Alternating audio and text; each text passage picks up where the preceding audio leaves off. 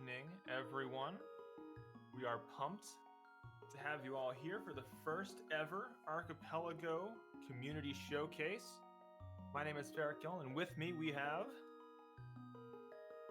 My name is Tyran, and I will be joining him. This should be a very fun, exciting new thing that we'll be doing here. I don't know the exact schedule and stuff, but every once in a while we'll be doing these community showcases and showing you all the cool, fun things that the Archipelago multi-world randomizer can do. Exactly. We're testing out the waters right now. We know we have some cool stuff to show off, and we felt like now was the time. Strike while the iron is hot, you know? So looking forward to some really interesting, fun gameplay tonight. We have a bunch of different fascinating settings going on. There's a little bit of meta going on, so whatever Ganon goal is chosen will be the same for everyone else, but lots of other random settings being rolled. Speaking of our players, in the top left you'll find we have Dragus. In the top right we have Kippy. Bottom left is Math Girl, and bottom right is MegaKidIcarus. Kano, have you seen any of these players play before? Do you know anything about their particular skill sets? What they're bringing to the table? I can't say I'm too familiar with anyone individually. I've played multi-worlds with them before, but I've never actually watched them play because I'm usually playing myself. So That's fair. That's fair. I can tell you that all the players that we have with us tonight are experienced veterans, experts, if you will, in their fields. Top players.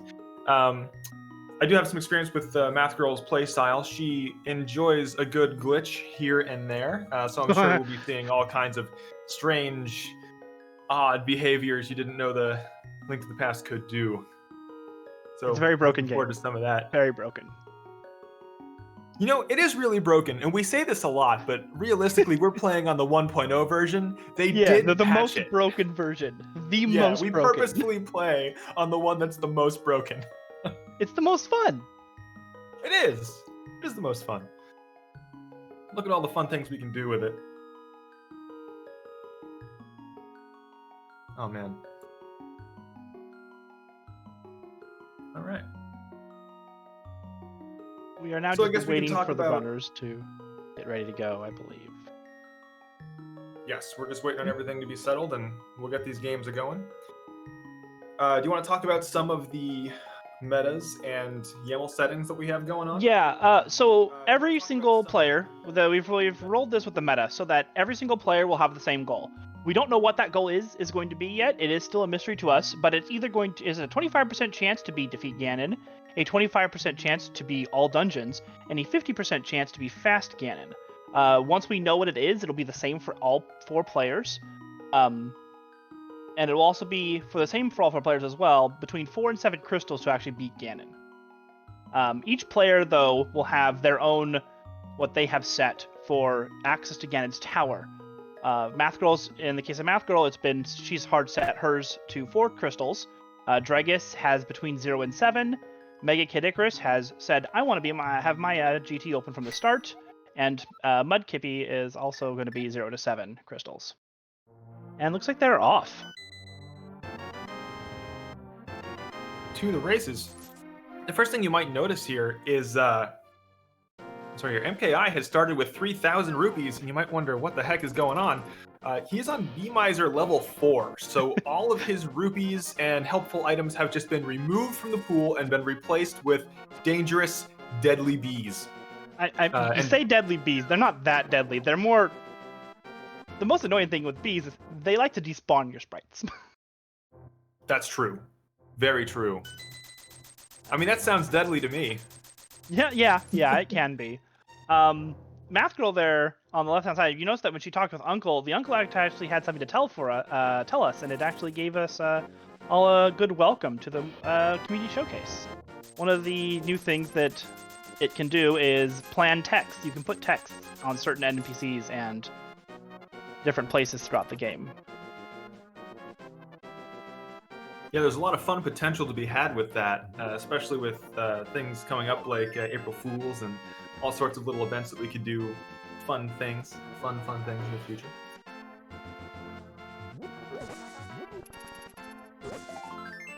Do you know what this sprite is that Math Girl's currently using? I do not know. I do know that her sprite's not going to be the same for very much. It's going to change a lot. I believe she has it set for every single event, every single time she swipes her sword, every single time she gets hit, she bonks, anything happens, her sprite will change. She opens that chest, her sprite changed. Now she's a Zora. What do you know? Now she's a Zora. We see Dragus here getting some half magic as they walk over to check out what they're going to get from May's game. Half magic, an extremely useful item. Makes Fire Rod very, very usable, very convenient for a lot of bosses. Makes Macula very easy, especially. Causes you to not really have to worry about keeping magic when you're taking down Ganon or if you're fighting Trinex. You'll also notice MegaKidIcarus also has the random sprite on pretty much every event, but the difference between him and Math Girl is Math Girl has it set for every single sprite possible. It'll just pick from the random pool. And MegaKidIcarus has chose from, I believe, 5 or 6 different sprites, so you only ever see those 6 cycled through randomly. Yeah, that can be really important because a lot of people use their sprite to line up particular tricks, and so if you cycle into a sprite that you're not familiar with, you might not be able to perform a glitch or do a bomb jump or something else that can really help you find the thing that you need. So in the Math Girl's case, we might see her, just kind of swinging her sword for a bit, trying to actually get the proper sprite so that she can actually line something up. Also, if you just notice on Math Girl's side, she's doing door shuffle. We have all the dungeons are all kind of mixed up in between themselves, and we got one of the rooms there was top of Gan's tower with the 2 mini Helmas, and mini Helma normally drops a key there. Am I not mistaken? That was not a key. That was a powder. One of the new things that can happen as well with the door stuff is key drop shuffle, where all those friendly pots and enemy dropped keys, they don't drop the keys anymore, and they just drop an item that could be in the pool. As well, all 4 of our runners today also have shop slot shuffle on as well. Whenever they go in, you'll see them actually going into quite a few shops, and you'll see little stars next to some items. That means that item is not a normal shop inventory item, but instead part of the pool as well. So you might be having to buy your hook shot off of a shop for an exorbitant amount of money. Exactly. And if you'd like to try that setting out yourself, on the website we call it Pay Rupees to Win. Is that what it's called? I have not actually run Pay that. Rupees to Win. Yeah. Nice. Since when did Link to the Past became a pay-to-win game? Oh, the times that we live in. Don't worry. We're not using real money here. Rupees only. Rupees only. One of the things that we noticed earlier here is that when Dragus talked to the bottle merchant in town, the merchant actually told him what he was about to buy, so he got to make a decision to be wise with his money. You'll notice as we play that Zora will also explain what you're about to purchase so that you can be wise with your rupee expenditure. Yeah, especially when you have Shop Shuffle on, that is a very big boon to know that you're not going to be wasting that 500 rupees when you could have something on the shop, that you're about to check in Witch's Hut on the way down or on the way up that you might have purchased without knowing. It also means that if you don't have the 500 rupees right off the bat, you can rest assured knowing what is there, knowing that you have to come back or that you don't. Yeah, absolutely. It makes routing in Zora actually kind of convenient to do. If you're going up there anyway and you're going to get information about what's on Zora's ledge, you might as well walk up and see what Zora's got, because if you can know you don't have to go back there, that's almost as valuable as knowing you do. Yeah. Also, I'm going to do this in chat for all the viewers there. What I just linked there is actually the tracker for these runners. So if you want to know what items each one has, the tracker that I just linked there will keep you informed about what each person has, how many checks they've done in each location. So go ahead and give that open a look and keep that open in the back of your mind if you're ever curious as to who has what, because we didn't really have enough space to put something nice on the layout. Oh, we have so many people playing. I know. And don't get me wrong, 4 people, that's not a lot for a multi-world. That is not a lot. Yeah. I believe it supports up to 255 people in Simultaneous one, players. Which is just a lot.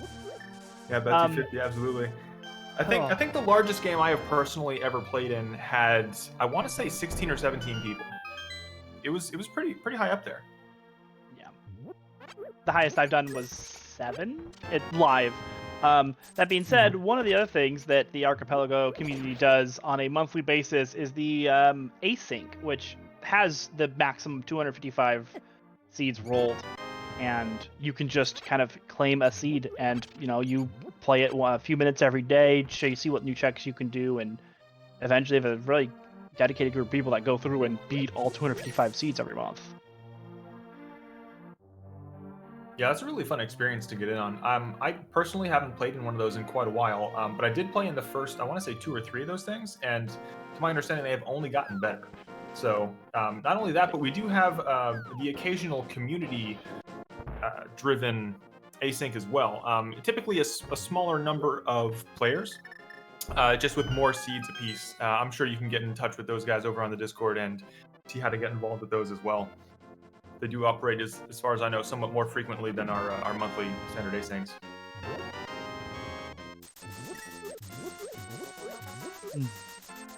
Watching Kippy here go through the maze game. Oh, that 300 rupee's gonna... Oh, a shield. What? We don't want those cruelty. here. Oh, boy. But he has rewarded with a bow for Math Girl. Not even his Not own his bow. bow. Not his own bow. Wow. Unfortunately, but... I guess we really haven't even described what the basics of multi-world is. We're kind of getting ahead of ourselves here. For those that might not be aware, but multi-world is fun. You've played normal games of randomizer where, Ganon takes all the items out of all the different chests and locations you can do and puts them back in random spots. What the multi-world does is does do that for, in this case, 4 people, and it can put any item from anyone's game in anyone's game. So yeah, you it's can quite have fun. You can be Math I was Girls. gonna say it's quite fun. You can be walking around to exactly what we just saw happen. We see maze game completion, and an item that would normally be for you actually belongs to someone else, and so that item is sent from your game to the other person's game, and your items are also spread across their worlds and sent back to you as other people find them, and so. It's a very cooperative experience in that without those other players, there's no way that you could possibly complete your seed, short of incredible glitches. Yeah. And you might be wondering, how can you tell? When they pick up an item, you'll notice in the bottom left-hand corner, it says sent to whoever's name it was sent to. If you're the one playing, you can also there's an audio cue as well. The normal da-da-da-da-da jingle that plays, there's a higher pitched version that plays if it's for someone else, and the normal lower pitched version plays if it's for your item. Exactly. And sometimes, as you might see here, Kippy just received a shield in the most unfortunate fashion, but he did that while walking around in the middle of Kigariko Town, and this isn't normally a place where you can just get an item out of the blue, and that's just because he received an item from somebody else. This can happen anywhere at any time during a boss fight, while you're trying to navigate a maze. If you're trying to do digging game and you just keep getting items, the timer keeps counting down. So I mean, you can, sometimes in the right circumstances, getting too many items at once can do you a little bit of harm. But if you look in the lower left of the screen, you'll see who sent them that item as well. So you know who to yell at. Precisely.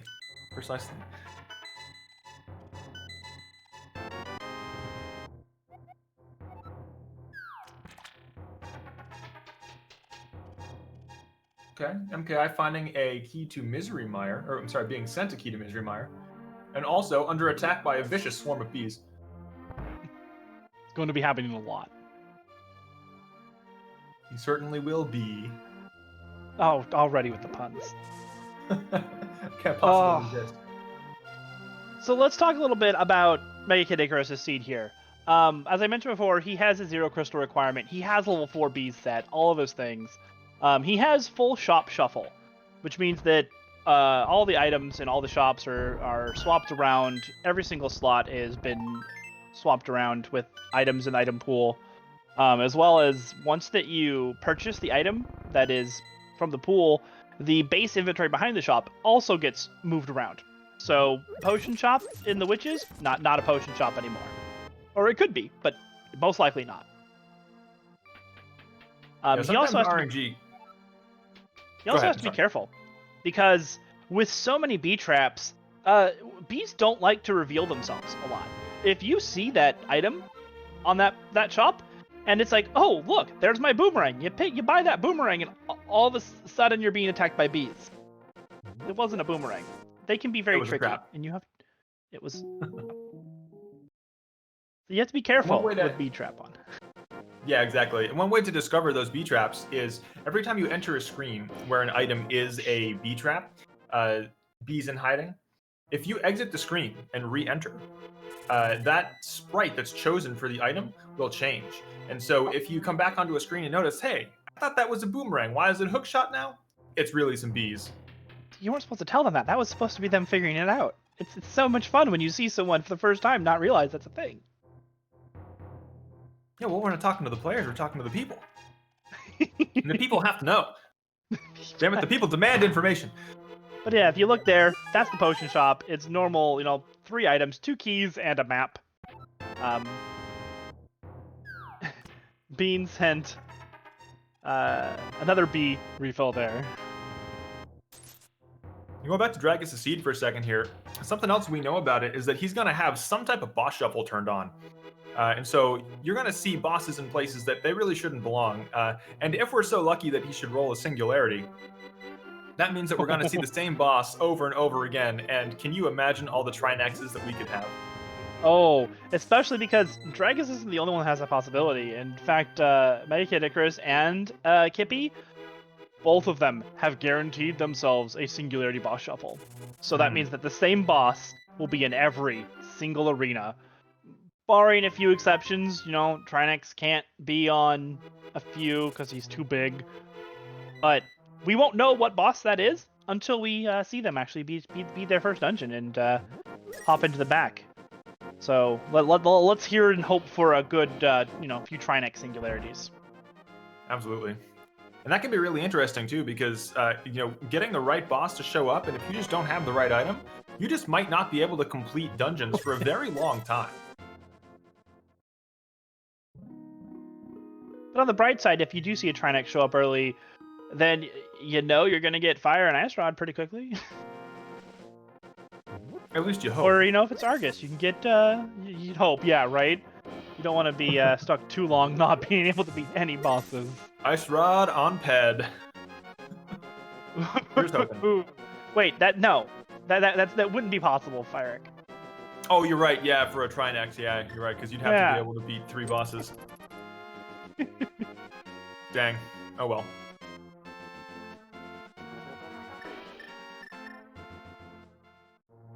So we're just watching Dragus here go on through Zora, and we're going to find out what it is Zora is selling today.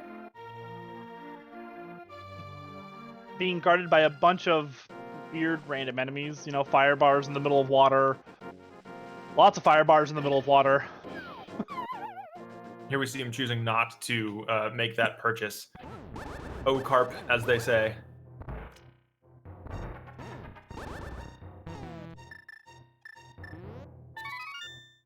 And a big key for Kippy. And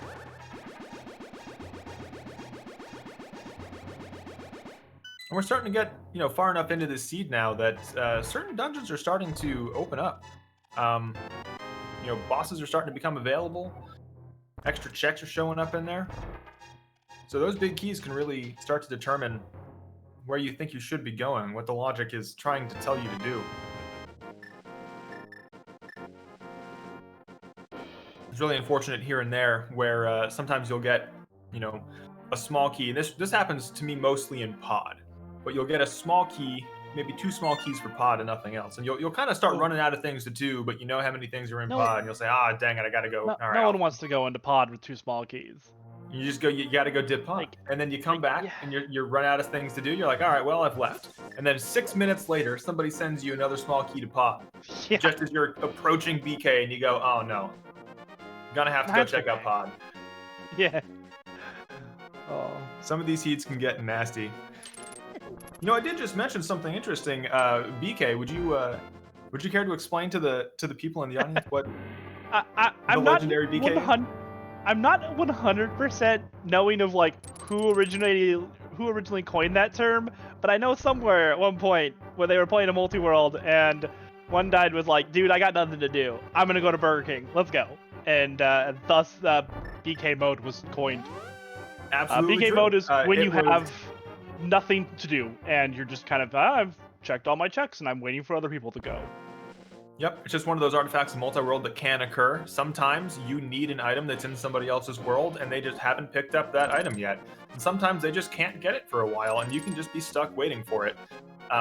This first occurred in, well, maybe it didn't first occur, but the usage of the term BK mode first occurred in an Ocarina of Time randomizer, where, as you said, somebody got so bored doing nothing, they left and went to Burger King, came back and ate their food and still had nothing to do.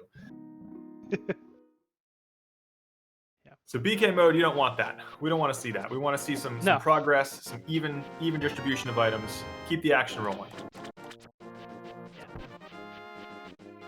And it's one of the things that with the meta settings that they have and a few kind of internal settings in the randomizer, they do have something to try and minimize that as much as possible, but you can't always get rid of it fully.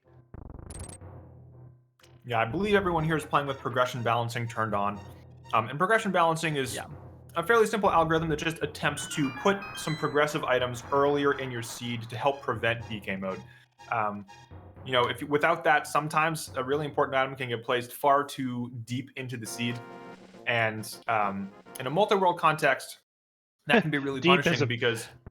And that's 4 layers deeper than you think in a single-player seed at this point. Absolutely, absolutely. The more players you have, the worse that gets.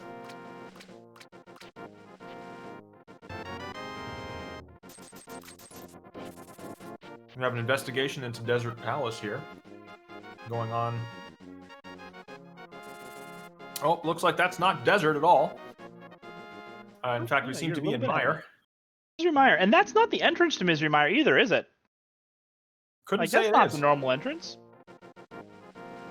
Now Math Girl has Door Shuffle turned on, and she has the Intensity 3 Door Shuffle turned on, which means that those lobbies, those are shuffled as well. You could enter in any part of the dungeon, not just the normal entrance lobby. And if you're ever wondering what dungeon she's actually in, top left of the corner, you'll notice a little L2. She's in Light World 2, which means she actually is in Desert Palace. This is just what Desert Palace looks like for her in her door shuffle. In this alternate universe, this is Desert Palace. Yeah.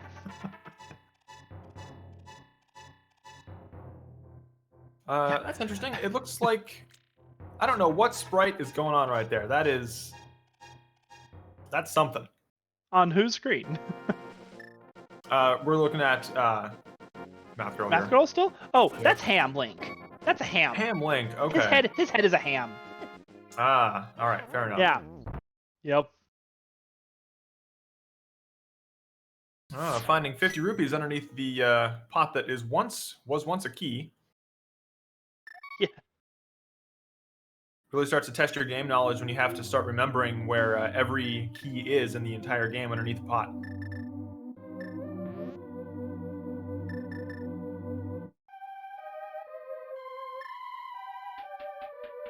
Oh, switching over to my favorite sprite, Rocco.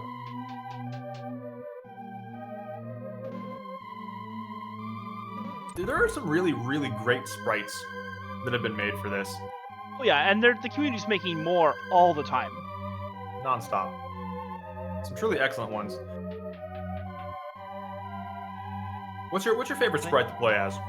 Honestly, it's actually one that's not on the website. There's somebody made a Breath of the Wild Lionel sprite, which I've been very much enjoying.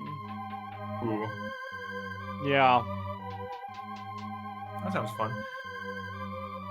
I can't pick just one favorite, but I can pick just 2. I like to go between Rocco and Roddy Tops. Rocco from, like, Rocco's Modern Life? Rocco? The very same. The very same, okay. I don't believe I've seen that one.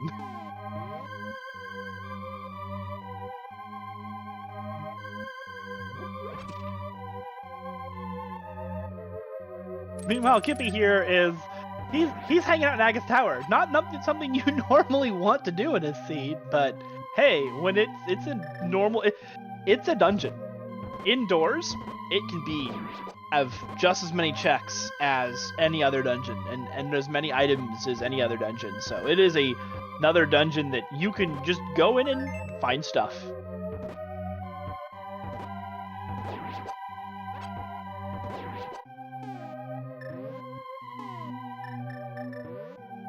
I mean, that is the whole point of doors, yeah. Of randomizer, is to find stuff. That yes. Stuff is one of my favorite things to find. That might argue is the most important thing in a randomizer to do.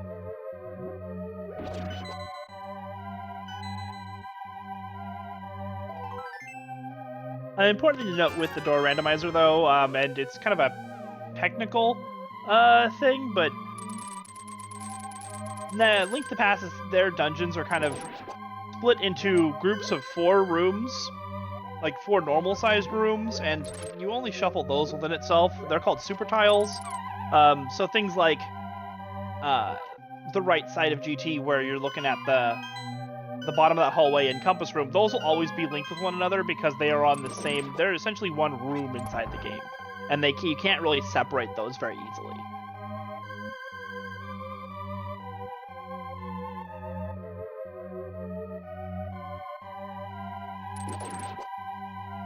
Like what Kippy's doing here, that room and this room, those will always be linked. You'll always find the compass chest of Eastern Palace next to that room. I'm just taking a look at our tracker here. I'm noticing every player now has at least a bottle. And so we might find some interesting fake fluting going on.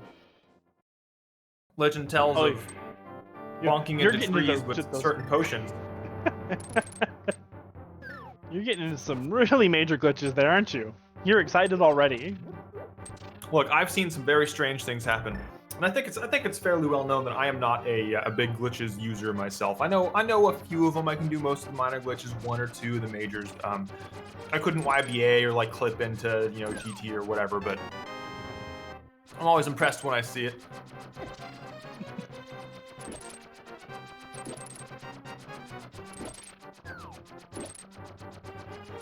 Okay, see some hookshot strats here going on against the tiles in GT Tile Room. Coming off of Kippy. An interesting play. I don't think I've ever seen that seen this play before. This is an interesting take. Oh, that was close. That was very close. Yeah, it's an interesting play here because Kippy doesn't. Yeah, because Kippy doesn't have a cape, doesn't have a sword, so can't really fight off the tiles normally, and can't grab onto the wall and stay invisible. So that was a good use of Actually, we got I believe our first crystal on Math Girl's side there. She just finished Desert Palace Landmo and has been given a crystal. Excellent. We're still not aware quite of what our goal is yet, but hopefully in the near future. Well, regardless of what that is one firm step towards it. Regardless of what the goal actually is, they will need at the very least 4 of those crystals to beat it. Absolutely. We're a quarter way to a dream.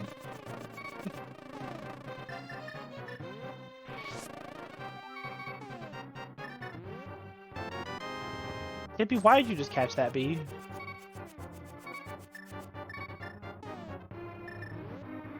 Question. Maybe he just loves bees so much. Maybe he's trying to preempt some traps, If you have one of those empty bottles, you get a bee in there, the bee just invades your bottle. Maybe he's trying to preempt it. He wants to have his own bees. Bee miser on his terms. Yes.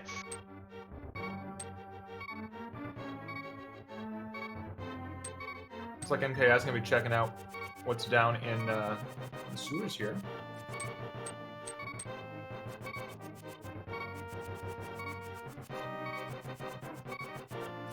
Ooh. Okay, a sword for Kippy. Well, at least now. And another sword. Was that 2 swords for Kippy? That's 2 swords for Kippy. It's a nice find in those sewers. Immediately followed by bees. Because why not? Well, because he's on B Miser 4. There are so many bees. There's so many bees. So many bees.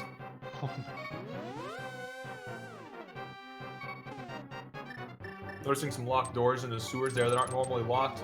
That's another thing that doors can do for you. It'll change some locations into inaccessible spots by adding bomb walls or key requirements to certain transitions that otherwise wouldn't have been there.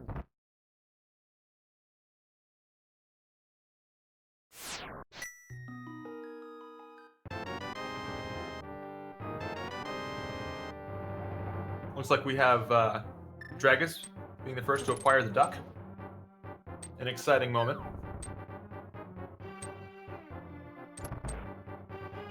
Yeah, for those in chat, MKI is Icarus there. He's only on basic door shuffle, whereas Kippy and Math are on cross door shuffle.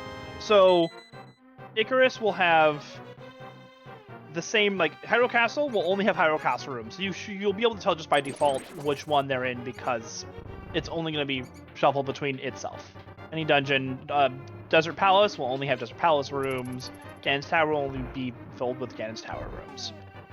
That's why he doesn't have the little icon at the top left of his corner of the screen. Dragon's receiving a Moon Pearl top Death Mountain here. It's the first Moon Pearl we've actually found. No one else has found one yet. Absolutely. But whose is it is going to be the question. Well, Dragus received it.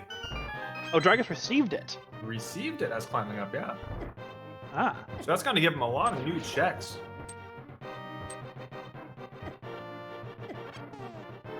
Oh, I hate doing that. Recognize that immediately. He grabs onto the ledge instead of starting to dash. Yeah. You get a little overzealous on that A button. Do it all the time. So many bows. We've seen so many bows. I think that's like the third or fourth bow we've seen. Because we just saw someone else grab a bow. Yeah, according to the tracker, Math Girl and MKI have bows. It does take a second to update, so if that was the third one, we'll know real soon. I'm pretty sure the one that's going to be up there is going to be the third one. Okay.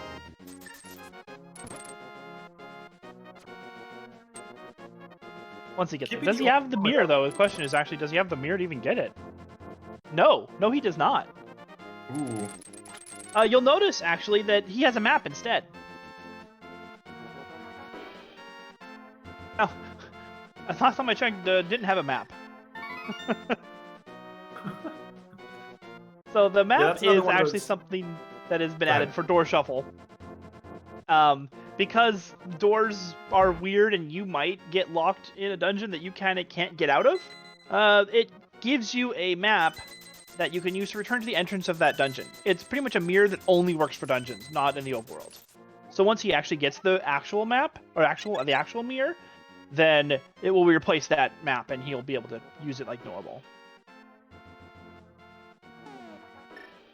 Tough fight in this room the Dragus is in. He got a couple of mean, muscly bomb throwing dudes. And he doesn't seem to have a whole lot to go in here. There we go. Took care of him nice and easy. No sweat.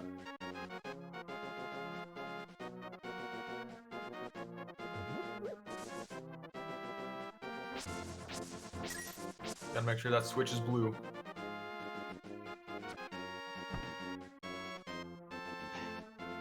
On Math Girl's side, we're offering 50 rupees for, I think it was MKI, instead in place of 500. That's a terrible exchange rates there.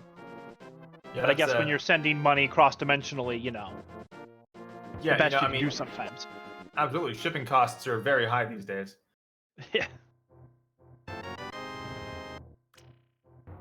Oh, looks like Kippy finding to take any cave. cave. Exactly. Kippy Not just to take any cave, but the old man cave.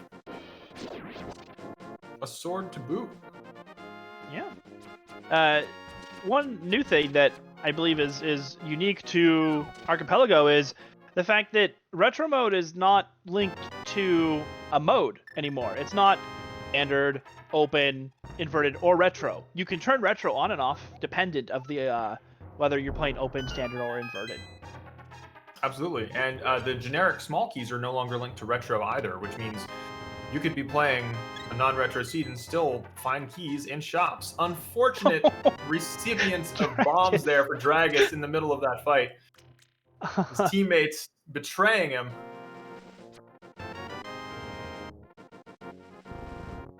This is actually a really hard arena to fight Helmosaur in. It is tail one of the can worst. Start to whip just too far, and see, nothing you can do about it. He stands in the right spot and whips that tail. There's nowhere to hide. Just like that. Oh, that's nowhere to hide. Nowhere.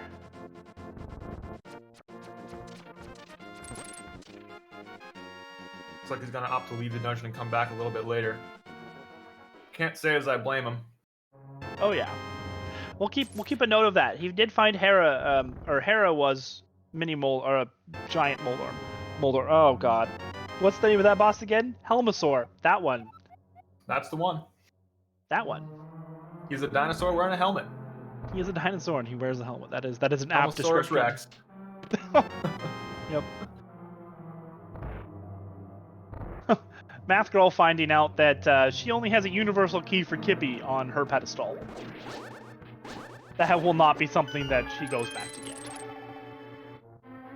No, absolutely not, especially considering those can be purchased in shops for the low price of 100 rupees. Of course, that assumes that price hasn't been shuffled. Yes, because I believe Kippy, let's see, yep, he has his prices on his shop shuffled around, so who knows what it's going to cost him. Now, Dragus actually needs to remember here that there's actually a shop in this cave. Did you know that? Not many people realize that, and I haven't seen him go. You gotta go down there, Dragus. You have some type of shop shuffle turned on. You need to go check. Absolutely. There's a lot of shops in this game. Like, there are more shops than you think that there are spread across this game. And until you turn on a tracker and look at all the little dots that tell you where you're like, wow, that's a lot of shops. For those unaware, there are 3 shops in the overworld. 4 if you include the Witch's Hut, which can be happening depending on your settings. And then there are 7 in the Dark World. It's interesting, too, because typically the only shops that I think about, or that I recall normally, I know just off the top of my head, there's a shop in Kakariko Town. That's an easy one. There's a shop south of Link's house in a cave. There is. And then Paradox Cave that we were just shot, and the Paradox one that we just saw. Exactly, there's one right there. In Dark World, there's a shop on Death Mountain. In roughly the same spot as the Paradox Cave, yeah. Exactly, yeah. There's also it's also a slightly more evil version of all the items. Yeah.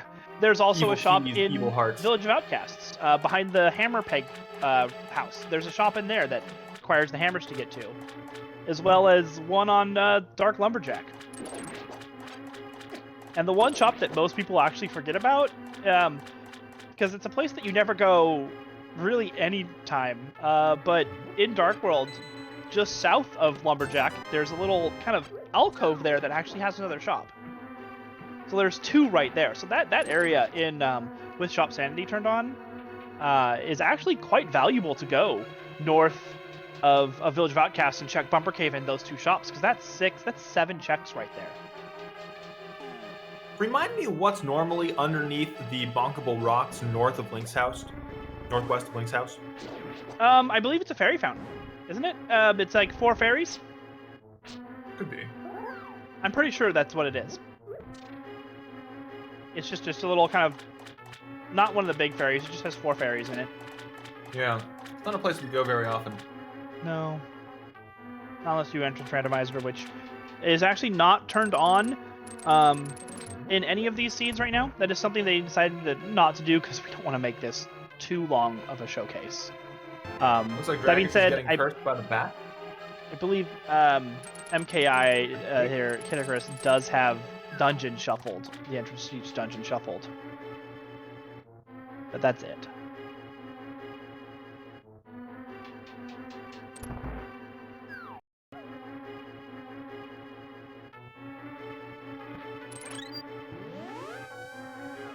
Looks like most of our players just moving around the overworld, doing the occasional check here and there.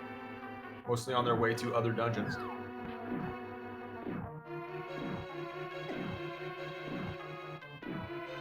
Mathra with the most advanced sword right now, sporting a tempered sword. Very dangerous. And the best sword upgrade in the game, in my opinion. The difference in the number of things that you can kill, moving from a Master Sword to a Tempered Sword in one hit, versus moving from a Tempered to a Golden Sword. Best upgrade you can get in the game.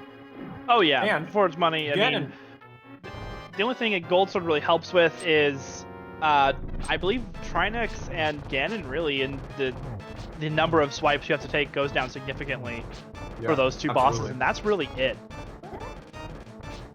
Yeah, for a Trinex fight, with Golden Sword, you only need 2 hits to take down a head, and with Tempered Sword, you need 5. It doesn't take too much longer, you just have to know that difference. It's another one of those little pieces of game knowledge that can really help you out. I'd say Ganon is easily the most significant benefit of having a Butter Sword by the end. Oh yeah.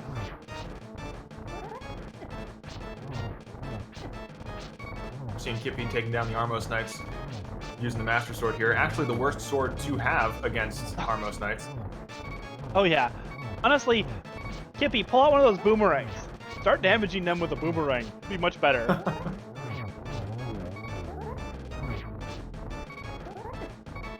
He's got both of them, the blue and the red.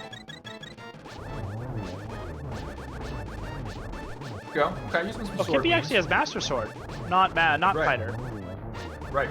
It's one of the things that he has Palette Shuffle turned on, and you can actually, you've seen it a little bit, probably noticed it, but you can shuffle the palettes of the swords and the shields as well. Oh. And Kippy, you can see there, the bee trap that was disguised as a red pendant was actually the item. It was a bee trap, but the actual dungeon item was the green pendant. That's the actual, like, what you get for that. Another fun thing that bee traps can do when you just pause for a moment. You're like, why is that shop selling a green pendant? That doesn't make sense.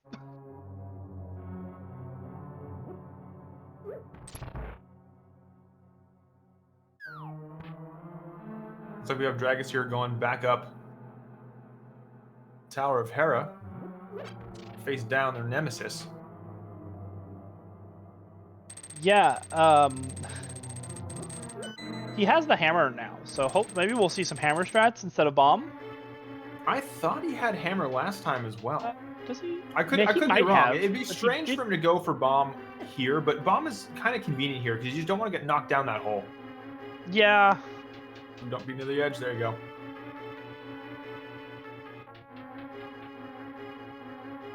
Unfortunately, he really likes.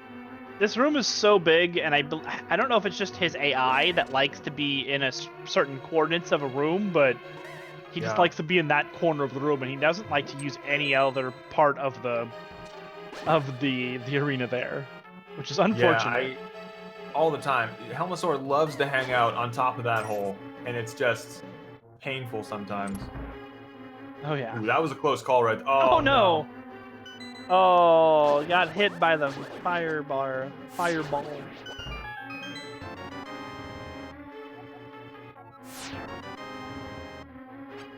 That's rough. We've all been there. You know, you go into a dungeon, you go up to a boss that you weren't expecting to be there, you try to take him down, it defeats you. You rally your spirits, you get back in there, you fight that boss, and he kills you again. And, you know, sometimes that can just happen. That can just happen 2 times, 3 times, 5 times. I mean, there can be some really brutal setups that occur, and Helmasaur on top of that pit is just one particularly nasty place. Especially like we were talking about earlier with that tail swipe, where there's really just nowhere you can hide. If he stands in the right place and swipes that tail, he covers the whole arena. You're taking that hit, you know. One of my, I think, favorite bosses to actually have in that arena is Vitreous.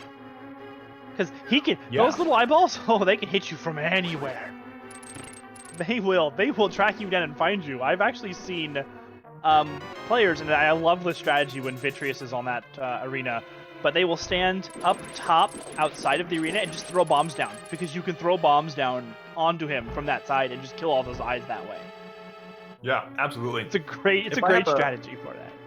Oh, for sure. My preferred strategy in there is with if you have a bow, if you can just stand off to the side, you can just poke poke the itty bitty bitty committee until they're entirely defeated, and then hop in and show Viddy what for.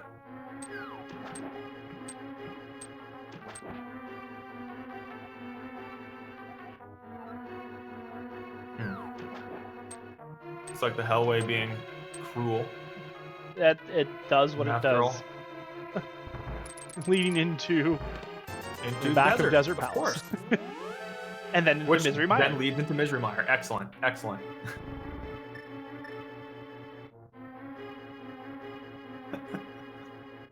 Which leads back into Misery Mire. We have breached the space-time dimensions here. You gotta love the non-Euclidean spaces that door randomizer can actually and then running into a dead end down here with no key to get out. Oh, that's unfortunate. Because the only way to get back is to kill these guys. And you know, these snails do so much more damage than you think that a snail has the right to do. I mean, I always look at more as slugs. They're like bomb slugs. I suppose they're slugs. Either way, they don't look like something that should do as much damage as they do. No. Yeah, kind of like grasshoppers. Why do grasshoppers do that much damage? Why? Are they grasshoppers or are they like lizards? I always call them grasshoppers. I don't know what the official name is. It's up for debate. It's up for debate, really. I couldn't say what they're biologically supposed to be.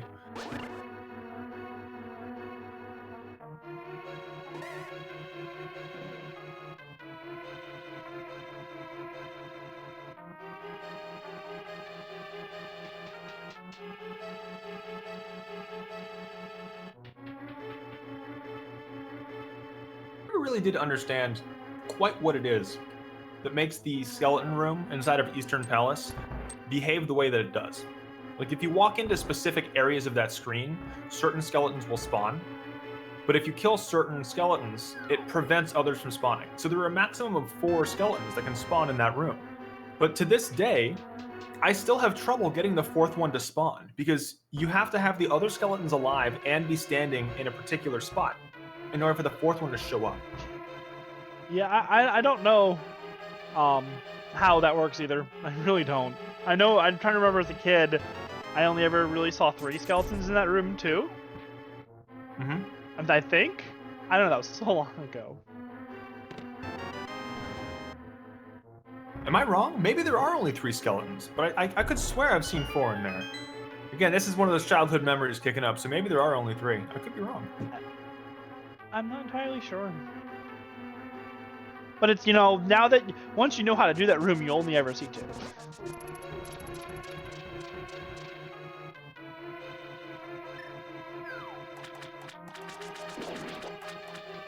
We see MKI in one of the most frustrating rooms in the game right now. Ice physics combined with everything that can go to... the enemies are really just working against him here. Those series of 2 rooms are my least favorite in the game. They very much are.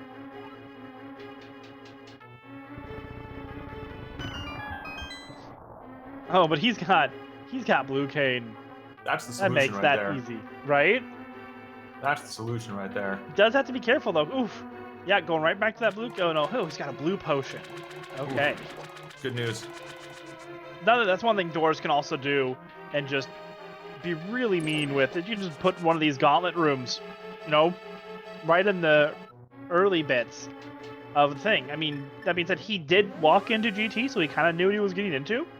Once again, Icarus there, he does have door shuffle on, but only the basic door shuffle that shuffles items within itself. And he finds the Moon Pearl, which is a pretty good find. Also, something you might note is something that he knew he would find in his own game. That is something that he told the the generator that he wanted the Moon Pearl to stay local to his own game. Absolutely, and there's a lot of benefit to that, just in terms of, don't do it, don't pick up that that is a shield I'm seeing there, right? Oh, maybe it's not. Where was this? Sorry, you're I'm talking looking about at MKI stream over here. Oh. There's an item stuck in the corner, he can't quite get it. I'm not so convinced it's actually anything other than a bee. I don't know, but he's got to leave the super tile to make sure that thing respawns.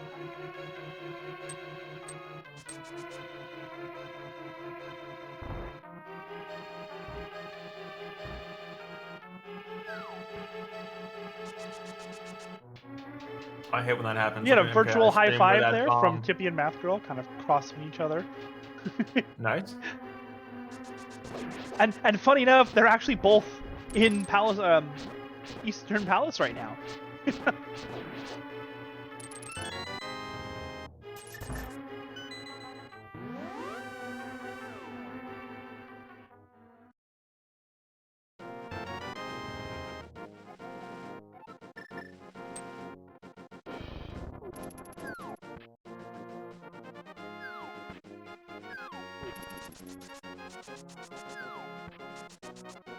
I'm just watching this gauntlet fight happen. There's a lot going on in here. Oh yeah. But with that, I believe Kippy did full clear Eastern Palace. According to the tracker, he has 19 of 19 checks that have been placed into Eastern Palace. That was a big dungeon. That is a deep, deep dungeon right there. Oh, considering that normally has what, five chests within Key Sandy mode? Gosh, yeah, in Key Sanity, yeah, it's you got the chest in the entrance, you got the chest on the left, you got your big chest, you got your chest on the compass room, big key chest, and the boss. So 6 chests over, or 6 checks over all 5 chests. Yeah. Yeah, if you 6 if you include the boss. That is true. Should be finding a small key for MK.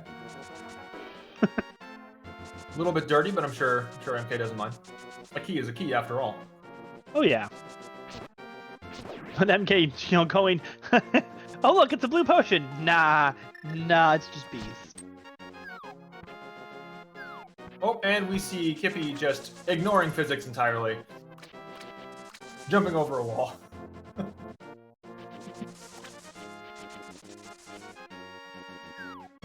Heading down to South Shore. Was there a reason to go back there? Has he just not done this yet? He just hasn't done this yet. He hasn't done Mini Moldorm Cave? I don't think so. I think he's just been distracted by other checks. He hasn't had a chance to get down here yet with... Oh, I think he did Hyrule Castle because he does have some shuffles. So I think he just got... True. It's easy to get distracted sometimes when you have a lot of good items just waiting around. But these early checks can really have some game changers. Oh yeah, look at that big key in there. Sword, bow. Oh yeah, because you know what happened was that he found Ganon's Tower in an early dungeon because he has entrance shuffles turned on. Mm-hmm. So he found a bunch of really big dungeon, Ganon's Tower, big dungeon, 22 checks in that dungeon. Yeah. Oh, it's just in the front. There's more than that. There's what, 27? 27 in Ganon's Tower. So I think he was able to get most of them. Let's check the tracker and see how many he got. Looks like he got 18 of them. That's not Kippy. That's MK. That's MK. Never mind. Yeah, Kippy has not. No, never mind. I'm not yet mixing up Icarus and Kippy. My bad.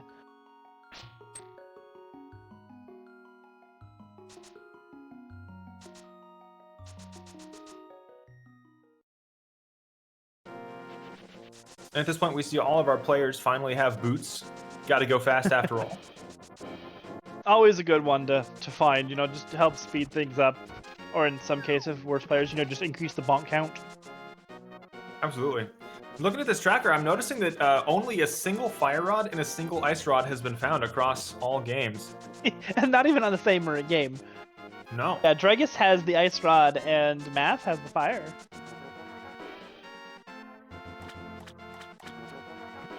That's really interesting because that does lock out some significant pieces of dungeon. I mean, that's the backside of Skull Woods, obviously, and then without Bombos, Ice Palace is a real challenge without Fire Rod as well. Not to mention, needing light sources to light some torches in certain places. Although it looks like half of our players do have their lamps. Dragus and Kippy, the ones currently still on the search for those.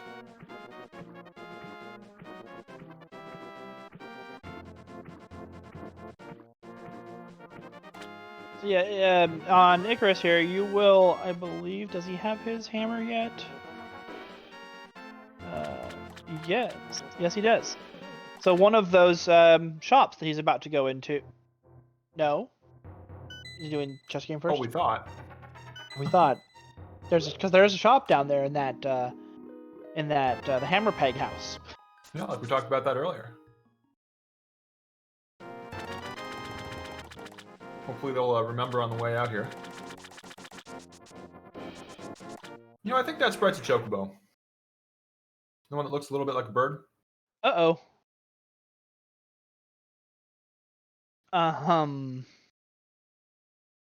Excuse me, we have some technical difficulties here.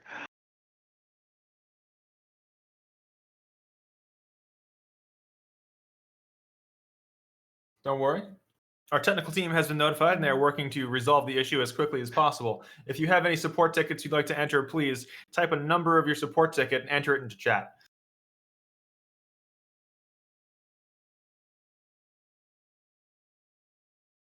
So,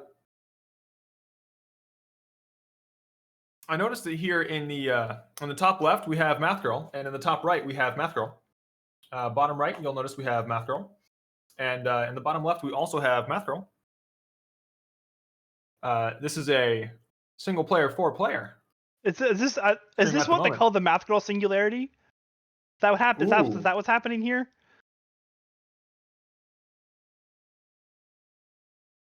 I was about to say, imagine having to beat 4 different seeds in order to complete a multi-world, but that's really kind of like an async, isn't it? 4 more. No, it gets better because it's all happening at the same time. It's one controller. Ooh, 4 seeds, one controller. All randomizers, completely different settings. One of them's inverted, one of them's open. Oh. One of them's now entrance. That's something I now want to see.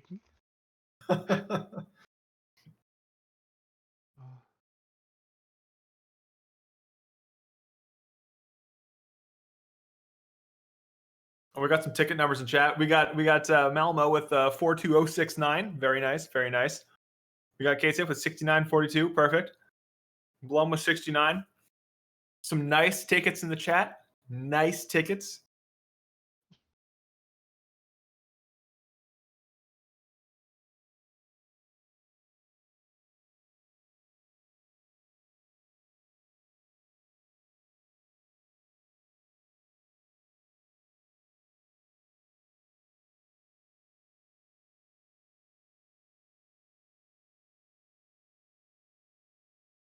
So it's worth noting that Archipelago has been around just over a year.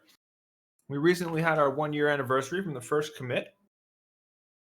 It's been a really long and fun journey, really, to see this project grow and thrive as much as it has. It's really exciting.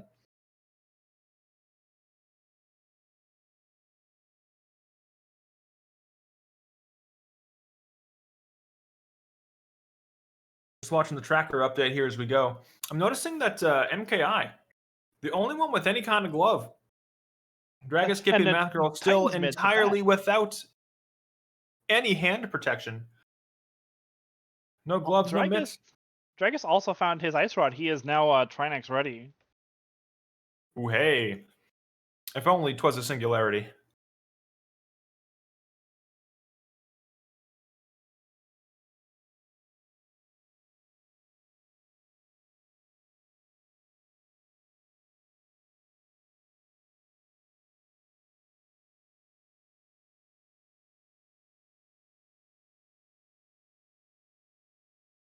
Looks like we got a blue ball game going on.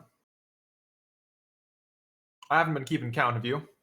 No, I have not. I've been a terrible commentator. That's okay. We can be terrible together. Sounds like a plan. I know I've seen at least one. Oh, then there we go. I'm going with 1. I'm calling it 1. I say it was 1. Exactly 1. It was 1. Okay. Oh, but we get to find out our goal here.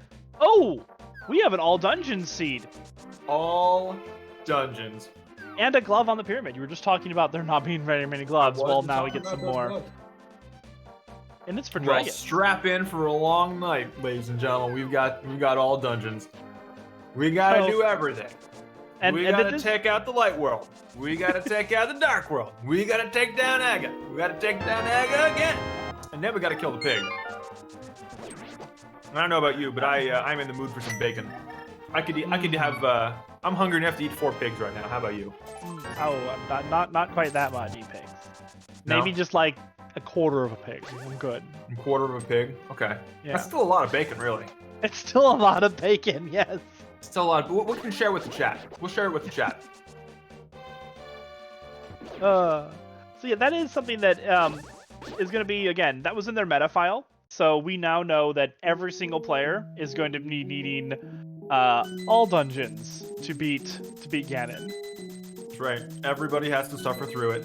And that these also these 4 players, they all are in a voice call with each other, so they all know now that their goal is all dungeons. I could just hear the wails of agony. Yeah. It probably sounds something like, geez, but yes. Blame Math Girl, she rolled the seed. You know, she really does roll the worst, most evil seeds. She does. The most nefarious.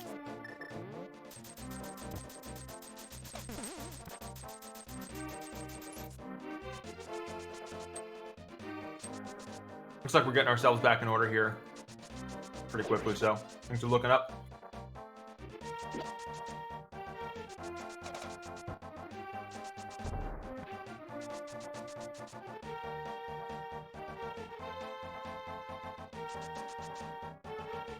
Keeping an eye on what's going on over here. Looks like MKI found a small key for Kippy on the pyramid.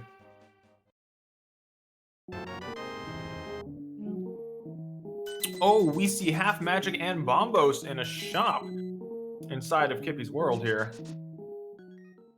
Oh, you know what? I'm sorry. That's not half magic. That was a magic refill. My mistake. But yeah, Dragus gets his bombos as well. One to note, MegaKidIcarus' seed, he actually has set in his YAML as well that Misery Mire and Turtle Rock, the medallions for both of those will be Bombo, so he already knows that.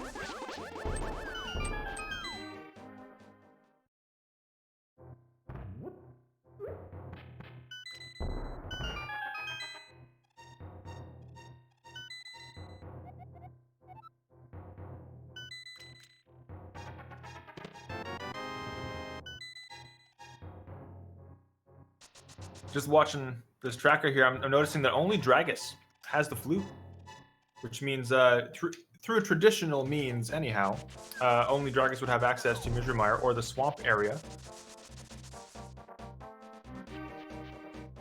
And actually, wouldn't even have that because only has a power glove. He doesn't have mitts yet. No mitts. He can stand on a ledge and look out over the swampy valley below. Well, I suppose the sandy desert below, because you can't get to Dark World, really. Yeah.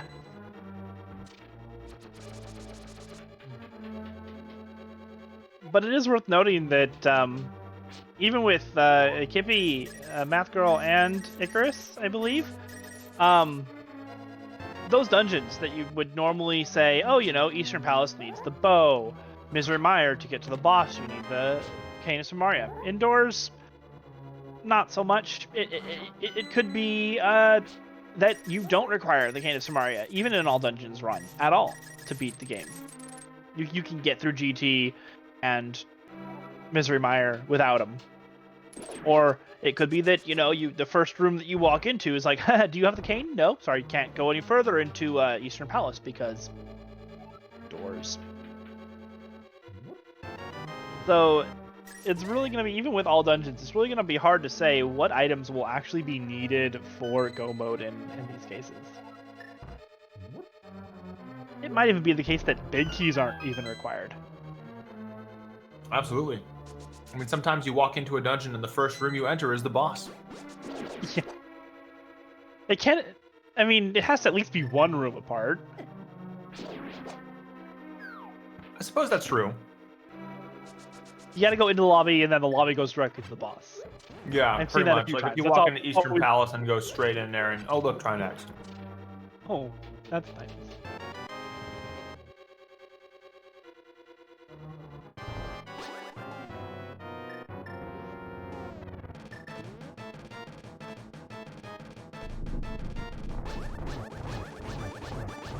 But Kippy having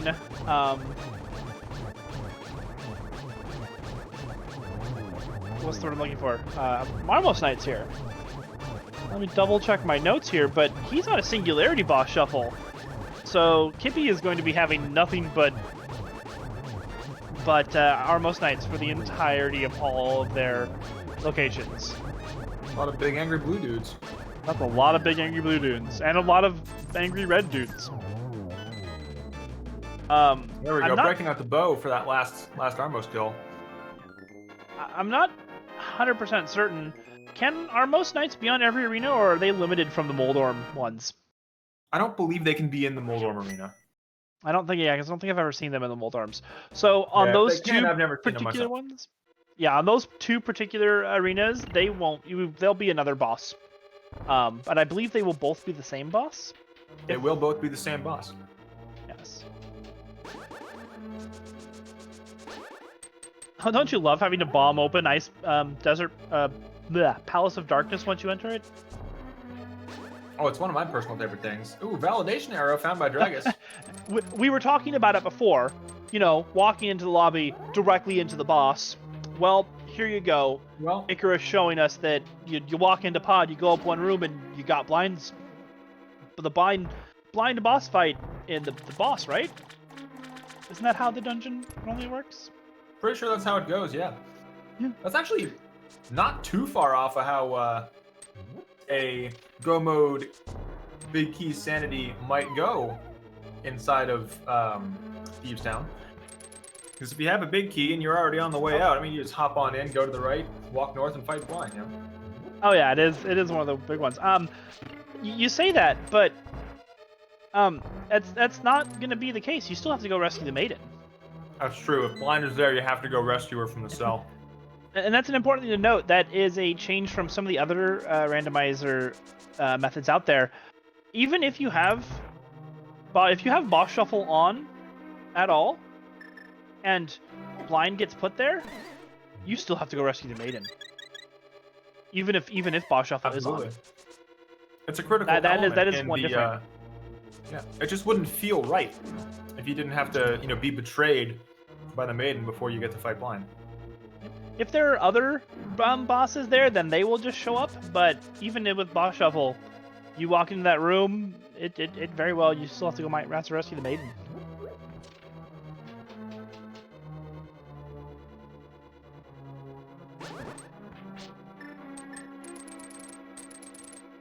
That is This very Dragus fire Atomizer in here being real kind to him. That's a lot of fire bars. That is a lot of fire bars. I think he really got lucky with the Atomizer rolls that he's getting here, because sometimes you can get, you start noticing if you play a lot of enemy shuffle, that it kind of picks this set of enemies and then tries to place that set in as many places as possible. And one of those sets can include a bunch of rollers. And so you can just have seeds where it just feels like there are rollers absolutely everywhere.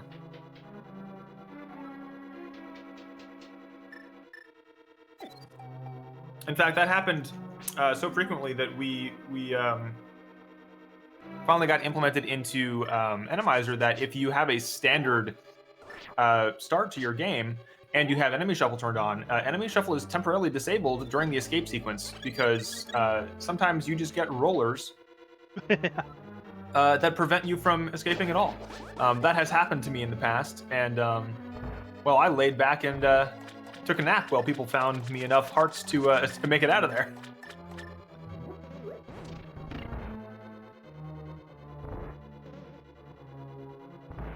Ooh, Math Girl taking death on those spikes. It's a tough room, You get some nasty enemies in there. Icicles, moving floors. I mean, we've talked about this particular set of rooms before. It can be nasty. Least favorite set, by far.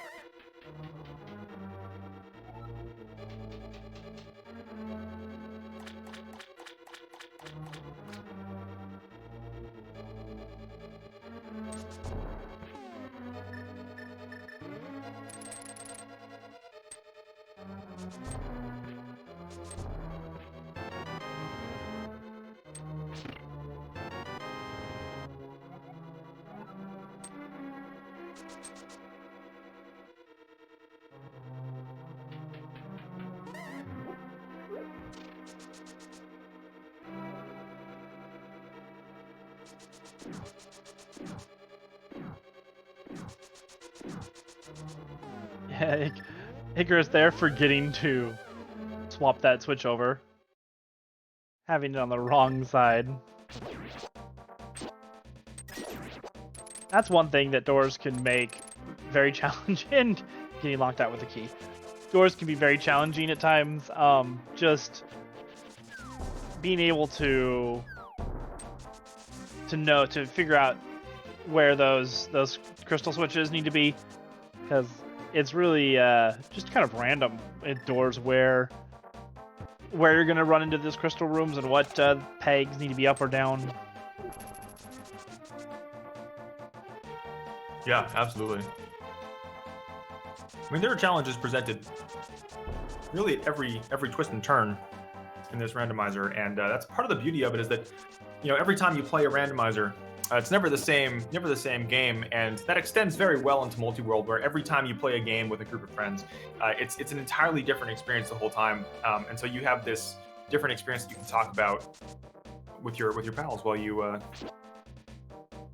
do something different. And you can do it on the daily. Did I mention we have daily games? That's right. You can play one of these with your friends every single day on our site. You can generate them whenever you want, but we have a daily that you and your groups of friends can talk about with each other.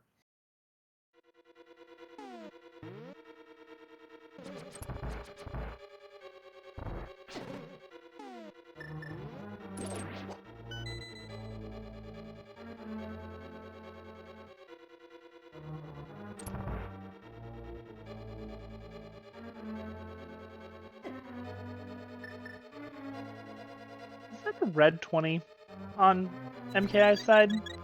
That was a red 20 rupees. That just like pallets being weird.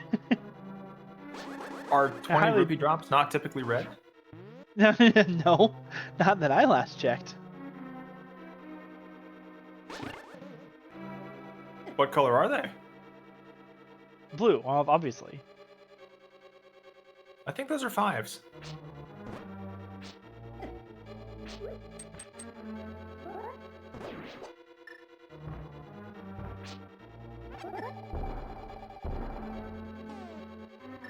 Moving on, we see Dragus bombing his way here through Skullwoods, looking to maybe go check out what that big chest item is, and left the room, I think, before the bomb detonated and then abandoned the check.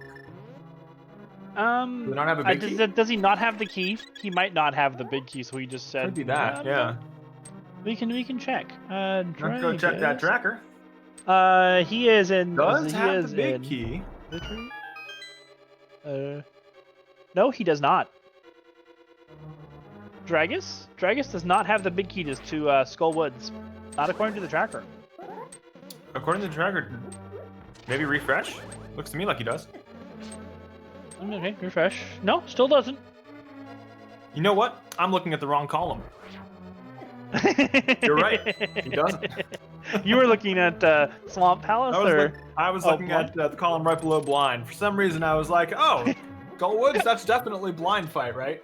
Yeah, 100%. totally. Listen, in boss shuffle, it could be. It could be, but the tracker doesn't actually care about boss shuffle. It just shows you what the vanilla boss is for that dungeon. That's true. By the way, did you see that anti-fairy, like, expertly sneak underneath that bush and bounce really tightly to keep chasing Dragus? No, I did not. I was too busy. That anti-fairy had a vendetta. I've never seen one get into a space so tight like that. I still think my favorite anti-fairy placement has to be in the flooded room of swamp with the 2 chests, the sunken treasure chests. Yeah. If there is an anti-fairy there, you have to be very, very quick on your diver down if you plan on doing that, because it will get into that little area there and not be able to escape. My most hated anti-fairy placement has got to be in the back of Skullwoods when you need to push the statue onto that little button in there. Ooh. I've had 4 anti-fairies in that room. Oh, That is that's I like to call that being powder locked. yeah. Or possibly Cane of Samaria could probably probably get through that with Cane of Samaria. Yeah. Cape lock, something like that. Or Cape, yeah. There's a few things that it could be, but that is a very nasty one.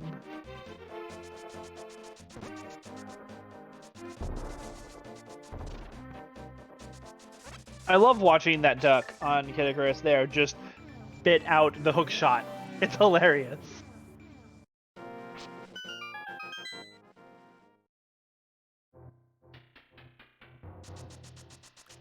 Looks like he just knocked down and bleh, the hook shot out.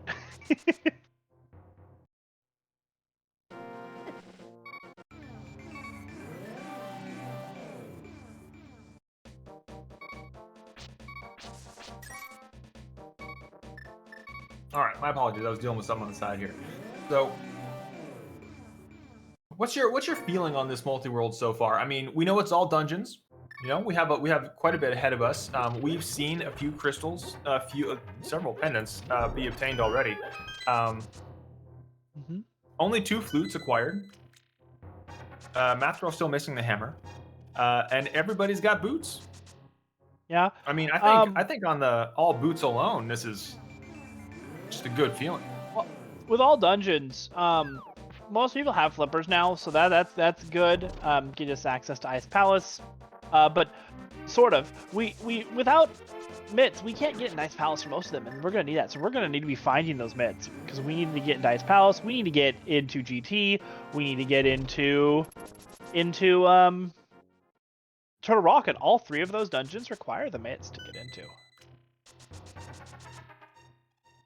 Absolutely. I mean, mitts block off a lot of the world. Major glitches that we may or may not see today. But they do. They really do lock a lot, and only having MKI with the mitts right now, where could these mitts be hiding? There's a lot of places left to check, and I was gonna say there's a lot of checks still to be done by all our players. They really could be. I mean, they could just be as simple as something that we have access to that, maybe a one-off check that they just haven't gone to take a look at yet. And of course, those checks often get, orphaned because you typically always play for. Oh, there we go. Kippy showing off. I believe it's called the Shield Shop. But that's the shop in the Dark World that's kind of just below, south of Lumberjack area. He is finding his small keys there too, which is nice. That is definitely a big win.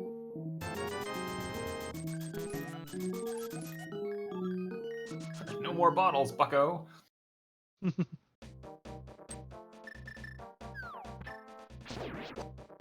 But like I was saying, sometimes you just have checks that just get orphaned for a while because you always want to try to play for the numbers. Go to the places that have the most checks, give you the best chances of finding what you need. And sometimes Spike Cave has the hook shot. And I just things can happen. Yep. One feature of the multi-world that we haven't seen the runners use yet, and we will know if they do use it based on the tracker. If you really are getting stuck, or you're kind of getting close to BK mode, as they call it, and you kind of want to know where an item is that you need, you can actually hint for some items. I believe it's set for these right now. Every 40 checks that you do, you can ask the server, hey, where are my blank? And it will tell you where they are. which can Right, do a lot to alleviate that BK mode. You know, so you might see these runners doing something that kind of doesn't really make sense, going beeline for one location because they know that that's going to get someone else an item that they need to continue progressing. I can't luckily, say this with absolute certainty, but I believe it was agreed that hints wouldn't be used during the showcase.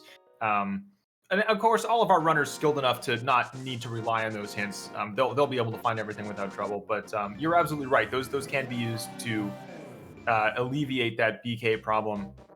You know, just help direct players where to go to find useful things.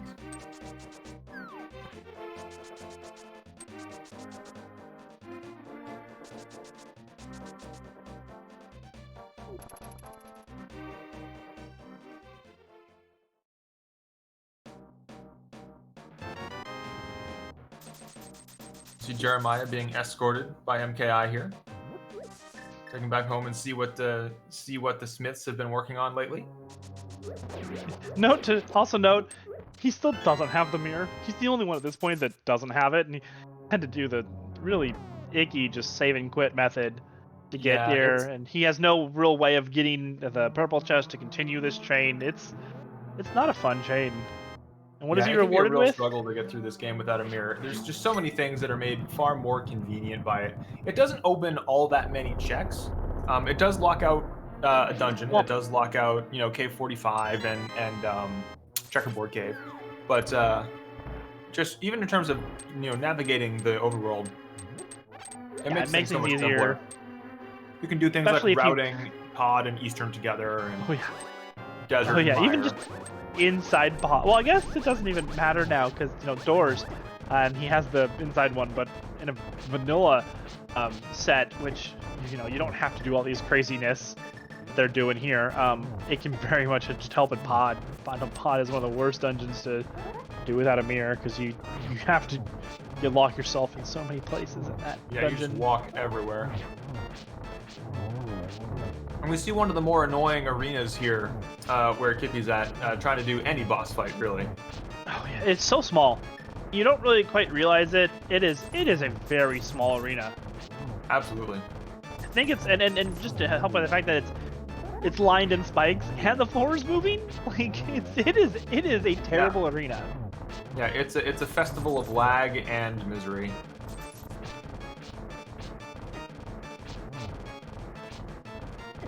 And it really doesn't help either that the floor stops moving in between each cycle. So you have this moment of peace of movement, and then nothing. Just for it to be taken away from you. Yeah, and of course your armor really doesn't help you much in boss fights in this arena because spikes always deal 1 damage to you no matter what armor you're wearing. But I mean, this can go south real fast. But victory is achieved. A crystal is gained.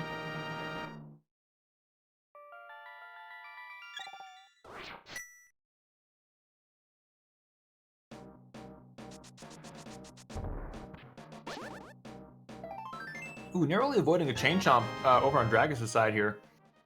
Just dashing quickly through the chain. Uh-oh. Falling off the ledge, though. Have to reset the room. Mm-hmm.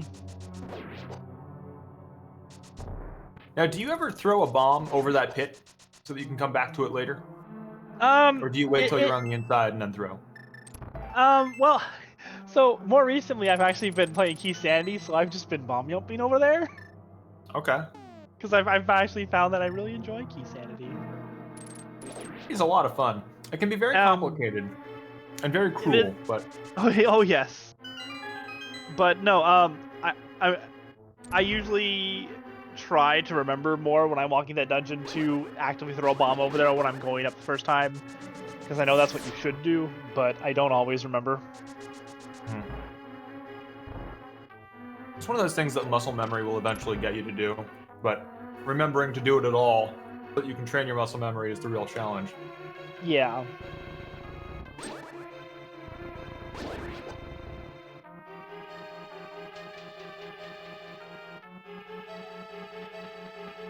One interesting thing about mini Helmasaurs that I think a lot of people realize, but they don't realize that they know it, is in order to damage one of them, you need to hit them in a place where their helmet is not.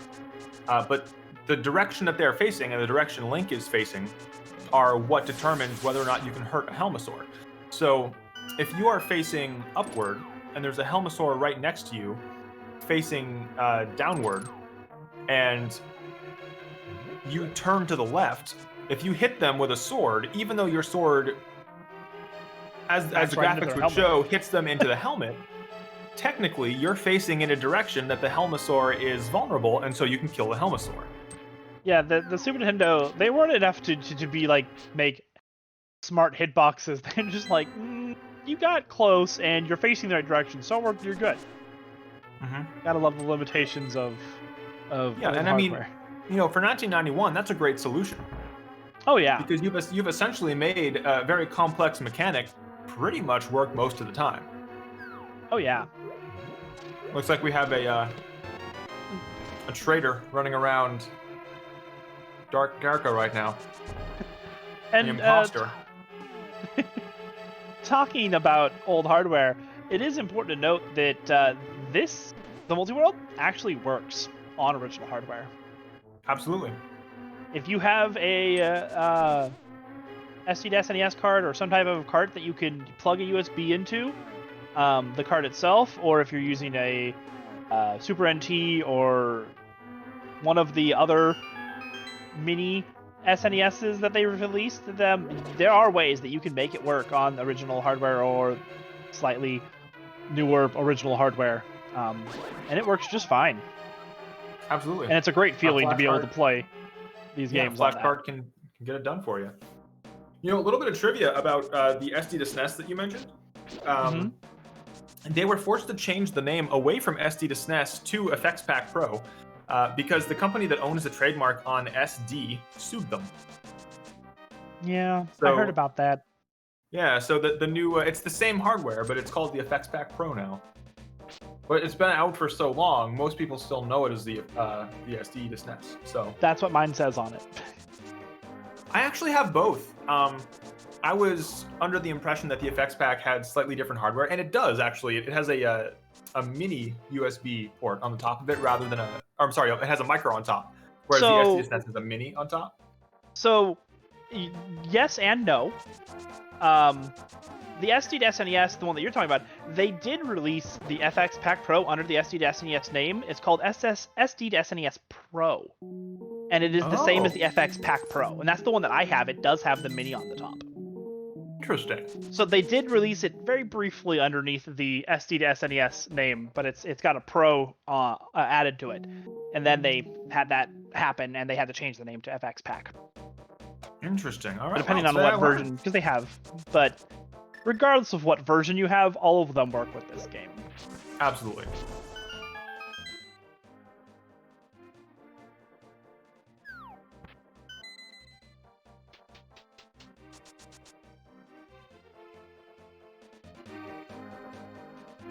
Looks like the glove situation is improving here. MKI and Math Girl both with their Titans. Dragus still with the power gloves, and Kippy's still without the ability even to lift a twig. It's unfortunate.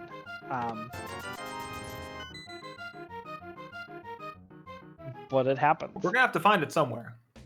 Yeah, it's going to be a requirement, because Icarus needs that to get into the GT entrance and the Swamp Palace, which are going to be dungeons that he needs to find. Mm-hmm. Not to mention accessing the Mire area at all. Yeah. There's a lot of stuff, and you don't quite realize how many things that the myths lock.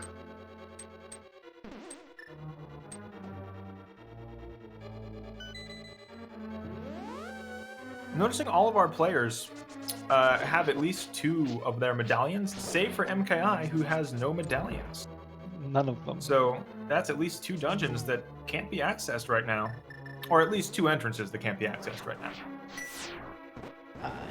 Yes. Is he the one that has... I forget. Yes, MKI is the one that has entrance shuffle, so... it is simple. So... I haven't been keeping track. I don't know which dungeon he has in Turtle Rock because I know he's probably he's walked into Eastern and I think I've seen him in Turtle Rock.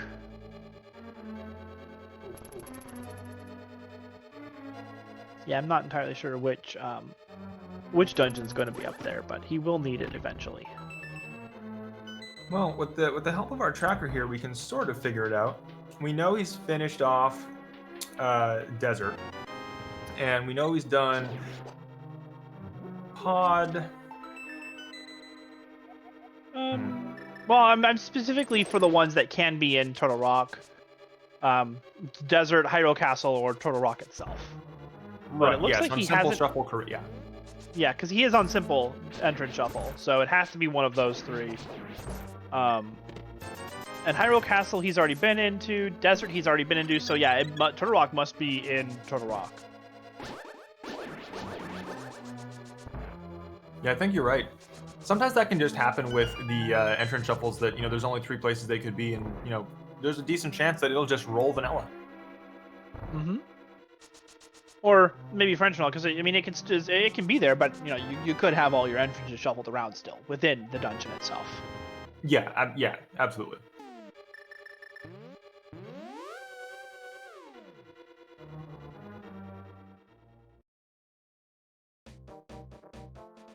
So you could be finding the backside of Skull Woods at the Thieves Town entrance and choosing to leave that right quick. Unless I missed something. Walked in and out. We're gonna go check out what's in the digging game. How many digs do you think we're gonna have today?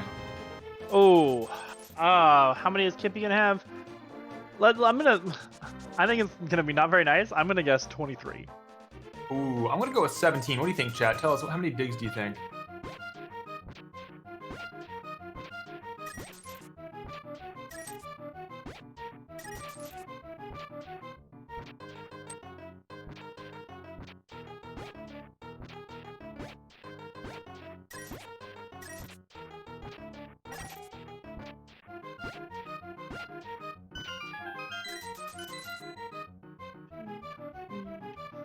Did you get that count? I think that was 26. 26? 26. I counted 26. Ooh. We were both close. Close.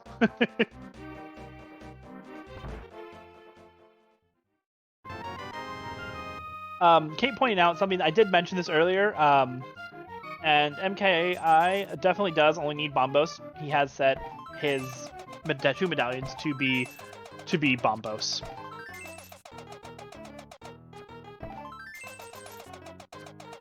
Correct.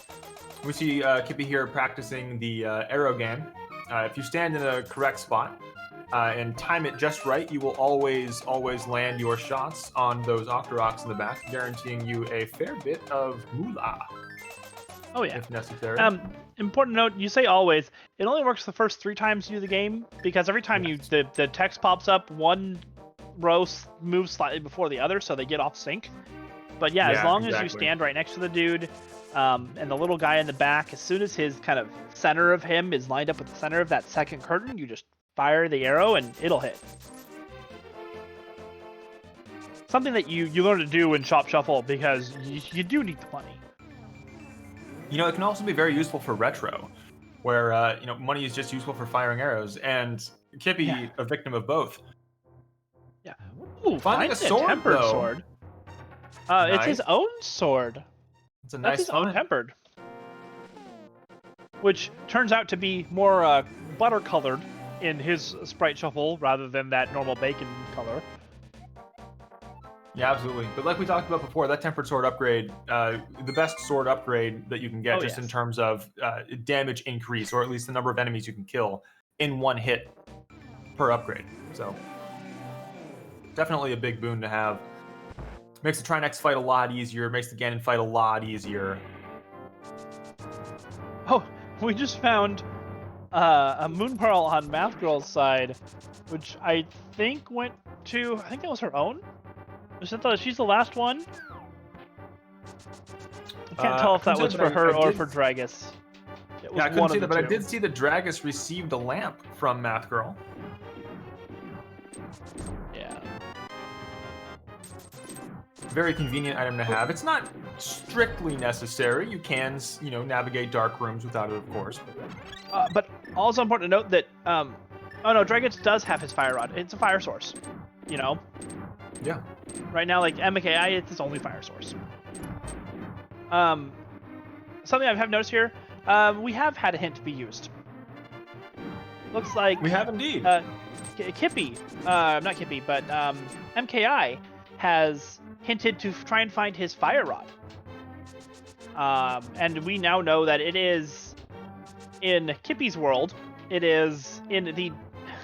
He has Door Shuffle, so it's in his Palace of Darkness dungeon, which is going to be at Palace of Darkness, but it's going to be in the room of the Desert Palace Big Chest. Helpful, but less helpful than you think, but still quite helpful. I mean, at least now Kippy knows that he's going to have to go to Palace of Darkness to get him that. Absolutely. It gives you some direction to know at least where you should be looking to find something. And worth noting, of course, that, when you get desperate enough to start hinting for items, that usually means that, hey, there's some real progression locked behind this item. I could definitely use this to help, push the seed along. Yep. So. Oh, and the tracker has updated. That indeed it was. Moon Math Girl's Moon Pearl. And that actually means now all of them have their Moon Pearl. Excellent. That's the whole wide world open.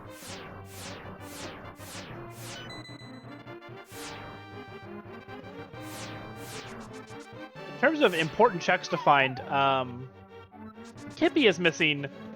Both Kippy and Dragus are missing their Titan's Mitts, and MKI are missing their flippers. Those are going to be the big ones that open more of the world. Dragus has no access to Dark Death Mountain at all. He only not having the mitts or the hook shot.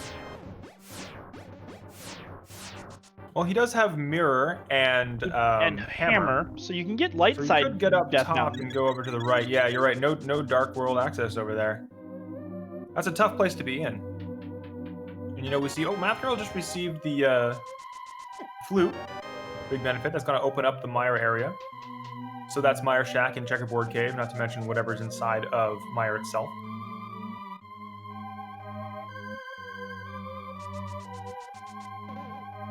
That just leaves Kippy in need of the flute to access that location.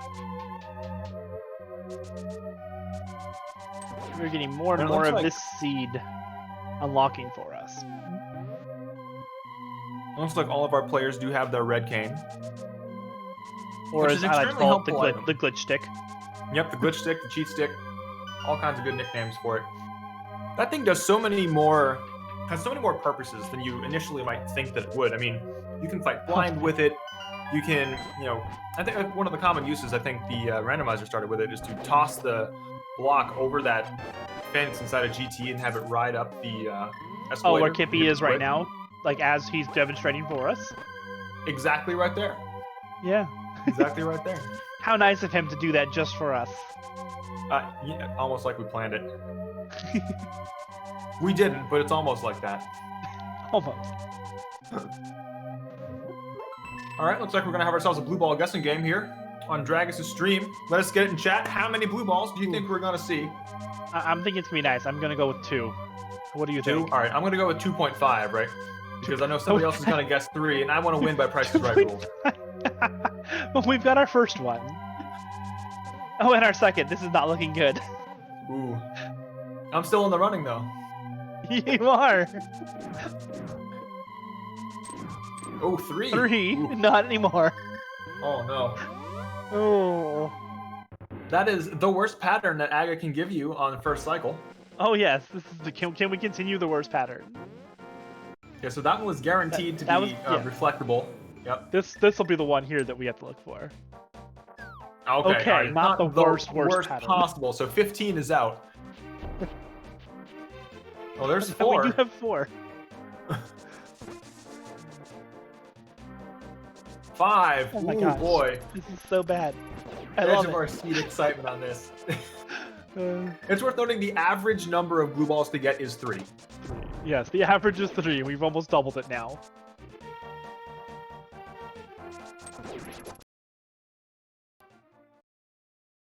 Okay, what about this last one? We might one? get out of this with 5. We might get out of this. We might. We might. There yeah, it we is, did. 5. Okay. 5 is the answer. We had a couple of 7s guessed in chat. No 5s, though.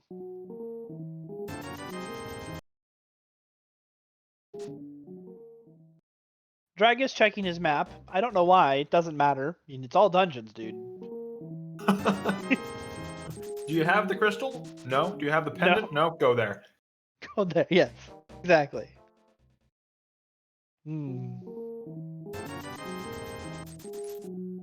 But Dragus, well, probably one of the easier ones we're going to get. With his item set, actually, he can do almost every dungeon at this point. Because he's on vanilla dungeons. No fancy door stuff, no... Does he have Key Sandy turned on? I don't... Let me check my notes. No. No, he does not. Dragus is running a rather vanilla seed here. Which means that he can do... He's still missing his bow. He has no bow at all. Oh, we are seeing some more hints roll in. We have a hint for Math Girl's Ether, which is in Kippy's world, in Paradox Cave Shop, and then Math Girl's Hammer is in Cave 45 in MKI's world, which is unfortunate because MKI doesn't have a mirror yet. So that is not accessible to get. Yeah, that one's got to be stuck for a while. In fact, I wouldn't be too surprised if we saw a hint for mirror come in. To see if we can follow that, item requirement chain. Yeah.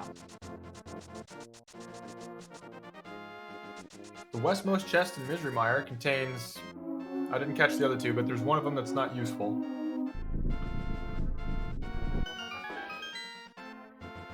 Yeah, as for what Darkest Heart requires, he's going to require that hookshot. He's going to require those mitts. He has both fire and ice rods. I haven't been paying attention to see if we know what his medallions are, but he might need Quake. Other than that, he's got everything else that he needs.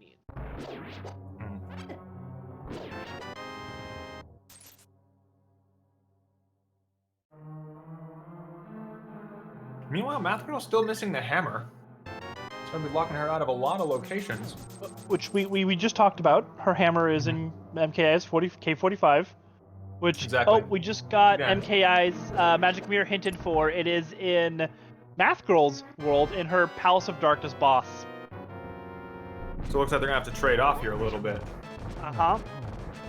So to follow the logic here, yeah, Math Girl needs to go to House of Darkness to get the Magic Mirror for MKI, who will then be able to go get Math Girl's hammer in his K45.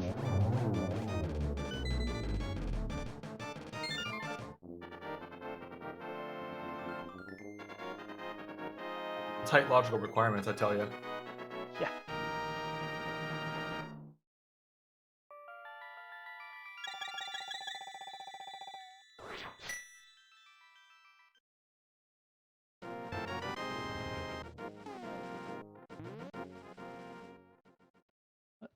Oh, a shield acquired by Dragus, unfortunately. Gonna slow that game right down. I feel your pain, Dragus. I feel your pain. Ooh, look at this roller combination in here. Yeah. That's what I'm talking about. Did you want to dive her down? Sorry. No, you can't. just no. Man, I love me a good enemy shuffle. Like, just something just real brutal. You know, stick rollers in there. Give me a bunch of dead rocks.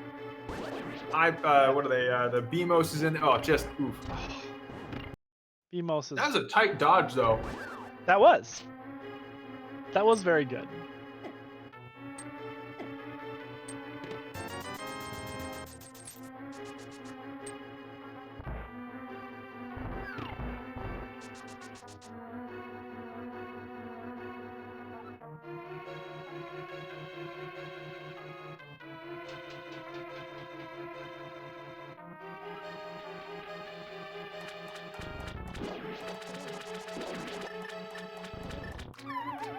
Looks like Math Girl also exploring Swamp Palace at the moment. Oh, make that GG. odd. Same difference. Indoors, yes.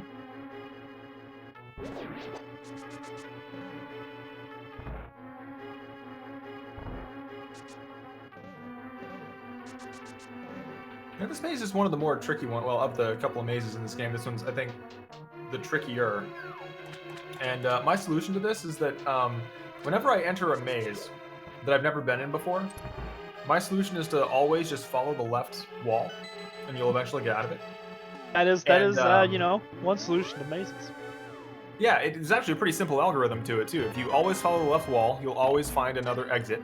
And if you find that you are looping, move to the opposite wall and continue following the left wall. And if you, again, at some point find that you're looping, move to the opposite wall. And you will eventually, guaranteed, find your way out of any maze. And that all comes back to, I always just stay on the left-hand side of that room, and you always get through. Or, you know, if you have a fire out of light source, you just light up and go, oh, this way. Yeah, you can do that too, you know. And I guess you might call that the boring way.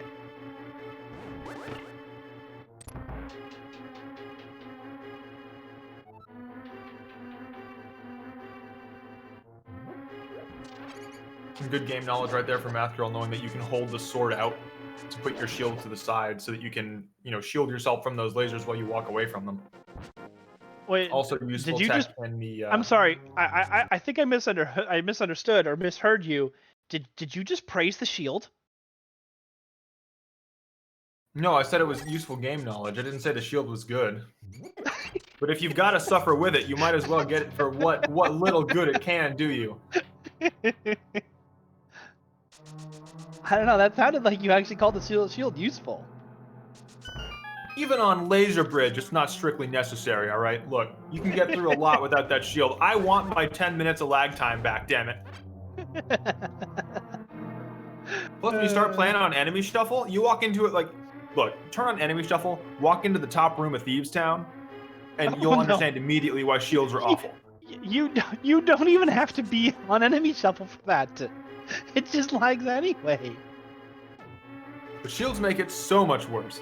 Like, when you really need to demonstrate how bad shields are, you tell somebody to walk into that room, normal, and watch the lag, and then walk in there with a shield and watch the lag. It's, like, seconds of difference getting through that room. Kippy wants to, you know, finding, once again, Armos Knights on this boss room. Who would have thought?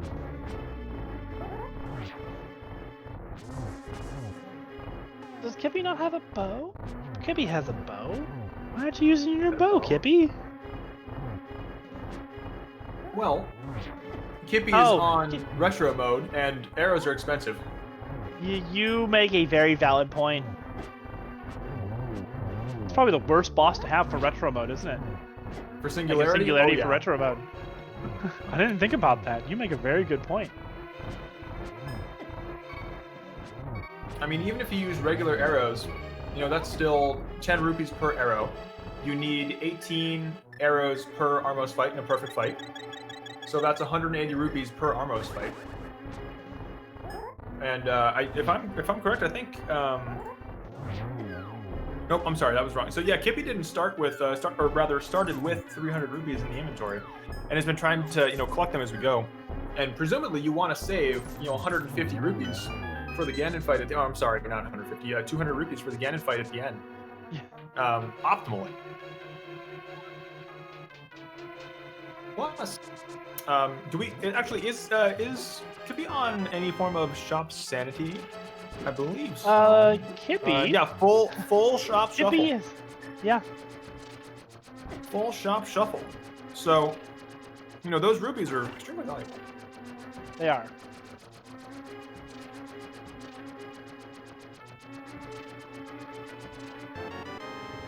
Kippy on a coffee break right here.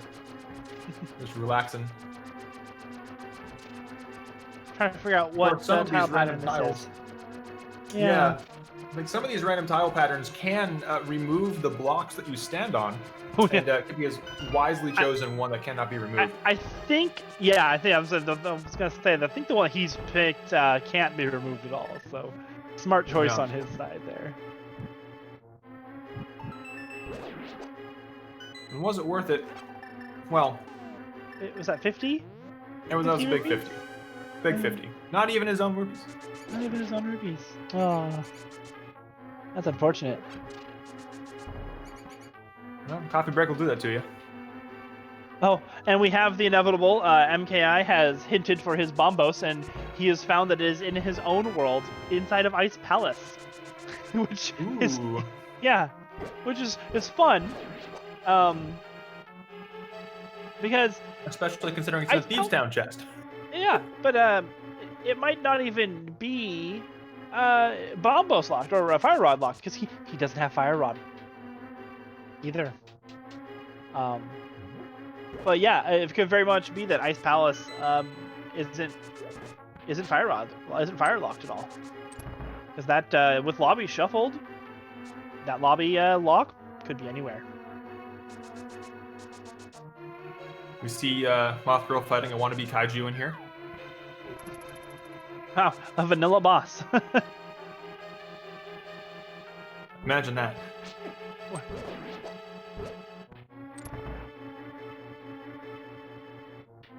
Got a piece of heart for trouble. And another crystal.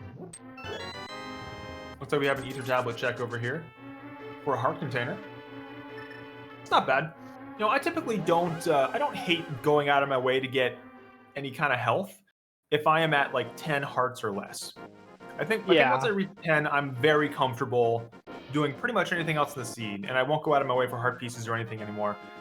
But I recall some early multi-world games that I played with a buddy of mine, and he considered all health entirely to be not worth going out of your way for, and so we would finish games with like, you know, eight hearts at most, you know, and like green mail, and it's doable, but it hurts. I know that when Shop Shuffle was a thing, you were getting into that situation in the very beginning, because I know when Shop Shuffle first became a thing and I was doing it, I was going in there and I'm like, I'm not paying 250 rupees for a heart piece. For 1/4 of a heart container. Not happening. Which is actually why I believe they greatly reduced the cost of all like heart containers and non-progressive items in shops. Yes, they've been reduced. You can of course tell that range now. You don't want that, and you can just be like, nah, just multiply, quadruple all the prices of all the items in the shops, please. If you really hate yourself.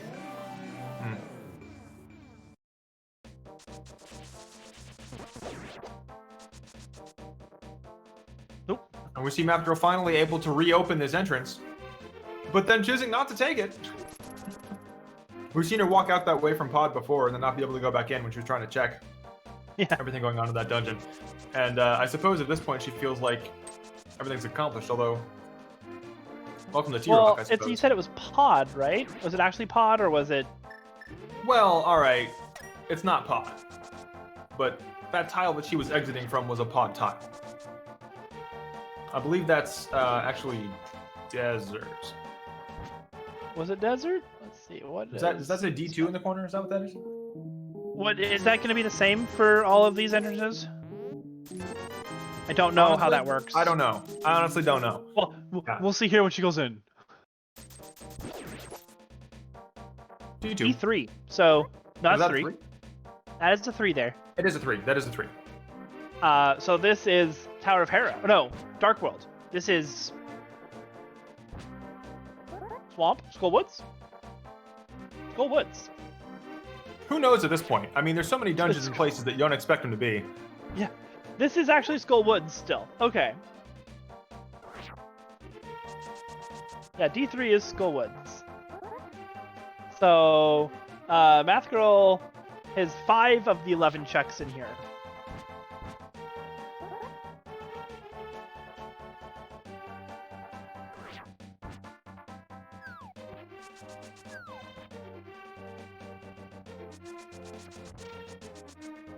Looks like we're gonna have a catfish check Kippy, coming from Kippy over here. With his lack of gloves. Yep. That muscle Had to memory, get- you know, just trying to lift that thing up and you just can't do it. It had to get a little creative to get past that entrance there. Here's hoping the catfish has some soggy mittens for him. Ooh. Nope, just a bee trap. Bees. Bees. Bees. Not the bees.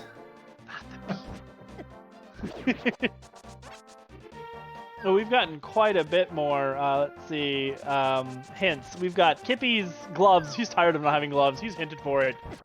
He has, Palace of Darkness has his own gloves. Ooh. The boss does. That figures. Mm-hmm. At least one of his 2 gloves. It is a progressive glove, so... Oh, and received one from Math Girl. Just gave him a glove, too. Saving the world. Lake Hylia Island. Okay. Yeah, that is also one that they hinted for.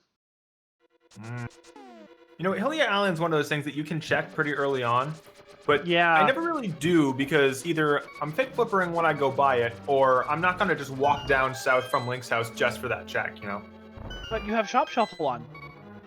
I usually don't. Yeah. See, I've found myself wanting to check that more because that's kind of my first go now. Is I go straight there, check those, check the shop there, check what's on the island, and then kind of go from there. I mean, yeah, that's an appropriate route adjustment. You know, you got to be sure you get all those checks. Oh yeah. Yeah, turning on the Shop Shuffle, it definitely it's like I said, but I said this a little bit before, but it incentivizes very different routing. It greatly increases the value of Northern Dark World because it adds 6 more checks to that rather barren area of normally only 3. And those 3 are all locked behind different items. Mirror, mitts, and a cape. So. Meanwhile, we have this Lionel over here being cruel to Dragus, managed to get through it. Standing right in the way, trying to pull a Gandalf on him.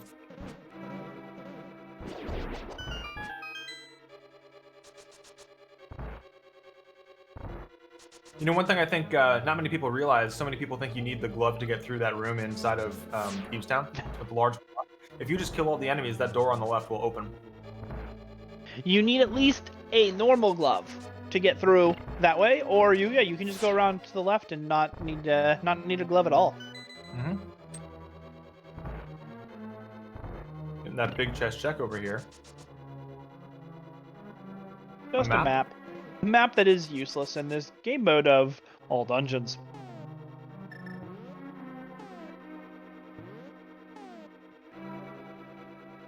I hate that. When you get stuck on the side of that conveyor belt when you're just trying to go up and mind your own business. And the guards just want nothing to do. I mean, they're sending bombs down. Oh, look at this. Look at it. Just bomb delivery service. Can't even dash up. Oh.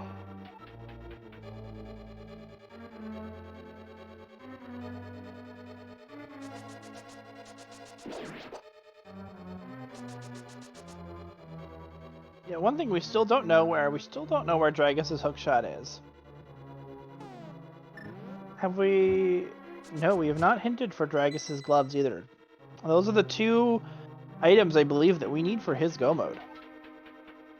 I say that for him to beat the game. No one is going to be in go mode until they're all in go mode. It's going to be a simultaneous go mode because even though you might be able to beat your game, you have to keep checking things until your teammates can also beat their games. Because you might have something in your world that they need to beat their game, so you can't just stop checking items.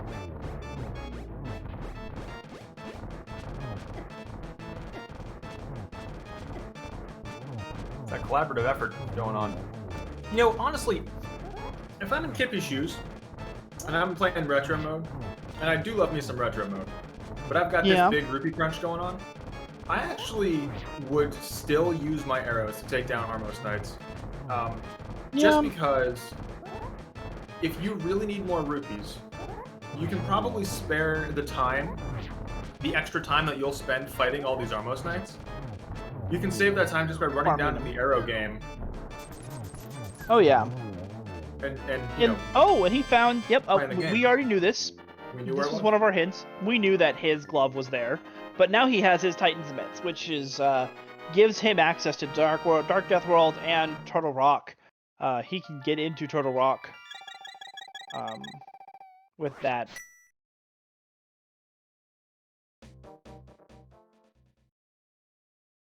Yeah, absolutely.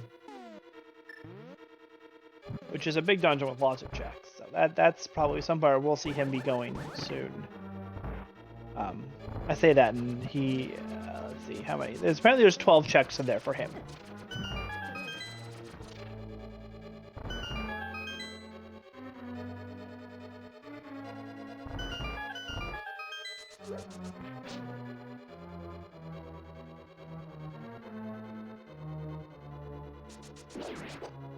MKI is showing some routing through this particular room that I haven't seen before, which is a good play. I always end up getting caught on the lower right-hand corner of that room where the anti-fairy is.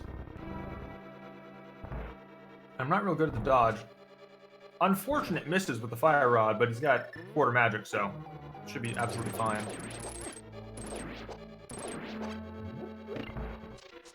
Ooh.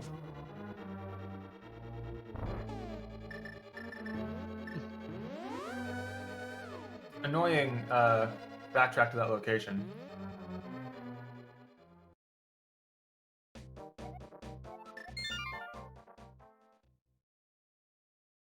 Of course, the doors and those ice physics always being a real challenge.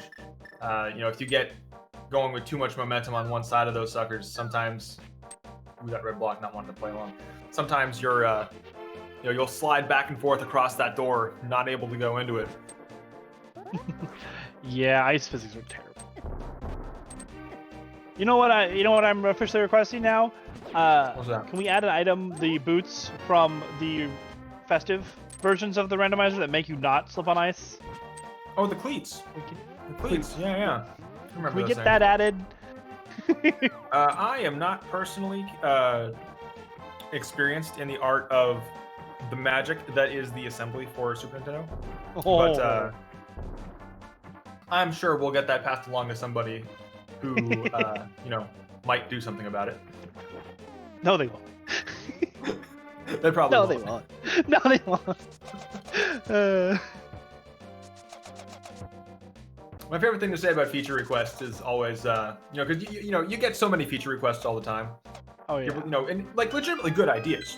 Like things that would be really cool or fun. So some of them are. Don't give them all too much credit. Some of them are good ideas. I'm trying to be not all of them cool about it. All right, I don't want to call out the really bad ones, but no, my favorite thing to say about it is, oh, that sounds a great idea. I'll be waiting for your pull request. You're right.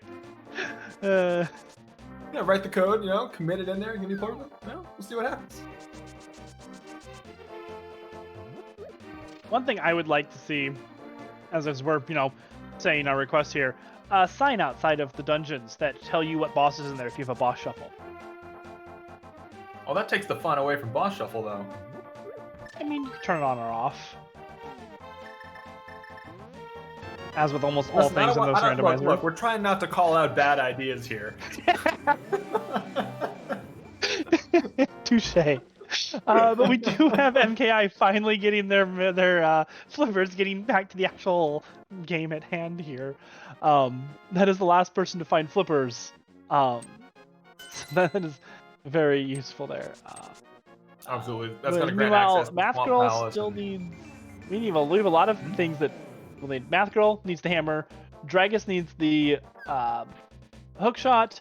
Kippy needs their flute. The cave isn't needed. That's not needed. That's not needed. We still need a lot of ice rods. We have 3 ice rods that are still out in the wild. Yeah, just missing in action. Which I mean, depending on what these guys' boss shuffles are, we may or may not need. I know Kippy won't be needing them, considering that all of his fights are Armos Knights, so that 100% won't be needed. Yeah, it's true. We're getting pretty close to full unique item acquisition by our players here. At least unique important items. You said, ice rods are still mostly missing, but we're seeing only Dragus is missing the bow, only Math Girl without a hammer, only Dragus without a hook shot, and only Kippy without a flute. And beyond that, there isn't a whole lot of progression that's needed, save for Kippy's fire rod and those ice rods we mentioned previously. So things are moving along nicely. Yeah, fire rods, to get Skull Woods. That is very true. Now here's a question for you. Sure. MKI is their other player with a Singularity Shuffle. I don't think I've seen him fight any bosses yet. Have you seen what his Singularity boss is? Saw Helmasaur, I think. Was that Helmasaur? Because I remember seeing Helmasaur on like so. Dragus isn't. I haven't been paying attention bosses. enough. No, fought has 9 he? of them. At least 9 of them so far. He has?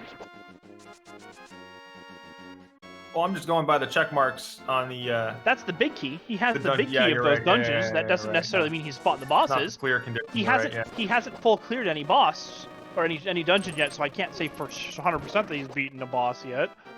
10 out of 10, 15 out of 14, 5 out of 6. Yeah, you're right. He hasn't full cleared any dungeon. So I don't know if he's actually fought a boss yet. I haven't been paying enough attention to see if he's walked into a boss arena yet. The only unique item he's missing that could be preventing a boss kill is an ice rod. Do you think it's a Trinex and we just missed it? I don't know. He might be purposely avoiding those areas.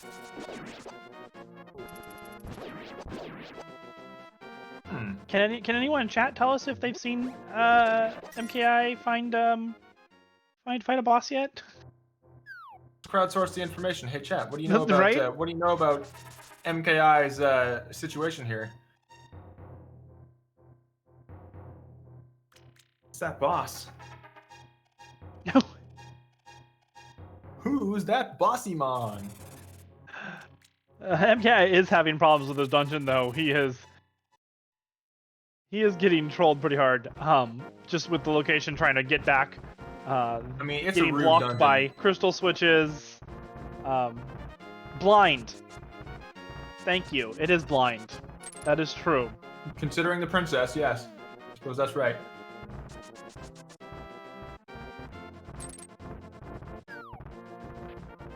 You're right, absolutely.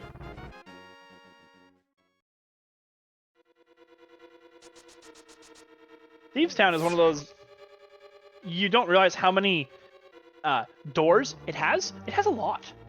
Yeah, the first time I did doors on this dungeon, I didn't even realize that there were doors on the upper level until I needed them. I was like, now wait a minute here. Both of the doors, on the left-hand side, in vanilla, go to the same room. Indoors, they go somewhere else. They go completely different places. All the bonk, you have 3 ways to get from the tile that he was just on to the tile to the left of it, and each of those 3 ways can go to a different location. It's there's so many in the lobbies of Thieves Town. It's crazy.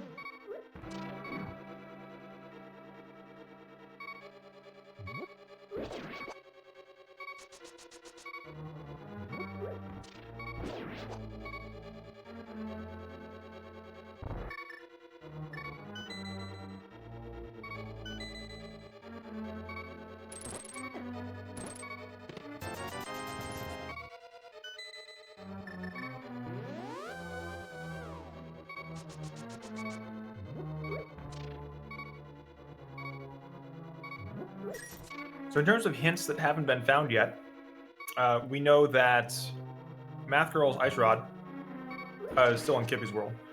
We know Math Girl's Ether is still in Kippy's world, and we know Math Girl's Hammer is in MKI's world.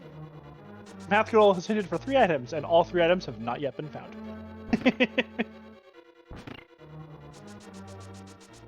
She's met with a terrible fate, hasn't she? Yeah. I mean, in fairness, yeah, that's a lot of stuff that's just kind of out of the way. Although the that hammer is now within reach for MKI because they do have the mirror. So K45 Yes, it is, should and be, it is in a known location. So when Math Girl really needs it, he can get over there relatively easily to go actually find it and get it. Absolutely. Now this is interesting. I don't think I've actually seen anyone pause buffer the Harapot there with boots before, like which Kippy was doing. That's something I've not seen people do. Normally they just try it until they get it. You know, I have no idea how Harapot works or even what it does. I know it's talked about a lot. So Harapot For the is ignorant among us. For me, could you explain to me what Harapot is? So you know how normally you need a big key to get up Hera? You can climb up one floor, but that second door on the second floor requires a big key to get past? It can skip that. There is, normally in vanilla, when you get to the top, you can fall down at a certain spot, and you kind of fall down through all the floors, through the pots, to get to the fairy room underneath. One of those pots that you fall through is in the lobby, and if you can clip into 1 pixel of that pot, you can actually hook shot further in and then fall into the pot from the lobby, which you can then use the warp to get right back up to the top. So you can skipping the big key requirement of that dungeon. Oh, that's handy. Yeah. There's a few different ways you can do it. You can do it with boots if you get the super speed off of the, or boot speed off of the little walkway by that chest. You can also use bombs to kind of knock yourself in if you don't have the boots. But both ways still require the hook shot to get you further into the pot enough that you can actually fall in. But it can skip the big key requirement. It's also, if you get it relatively quickly, it's a much faster because it takes you all the way to the top floor. So you can get to the boss of Hera within a minute of entering that dungeon. It can make this dungeon very fast. It's pretty legit. Meanwhile, we got Blind over here making pizza jokes. Cheesy pizza jokes. More puns. And the traditional Blue Cane defeat. Where if you just don't want to bother fighting Blind, push Y, follow him around. Take care of him, no problem.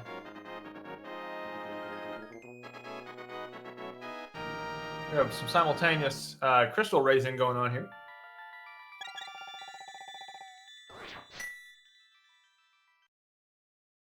That is 2 more dungeons down. We are getting there.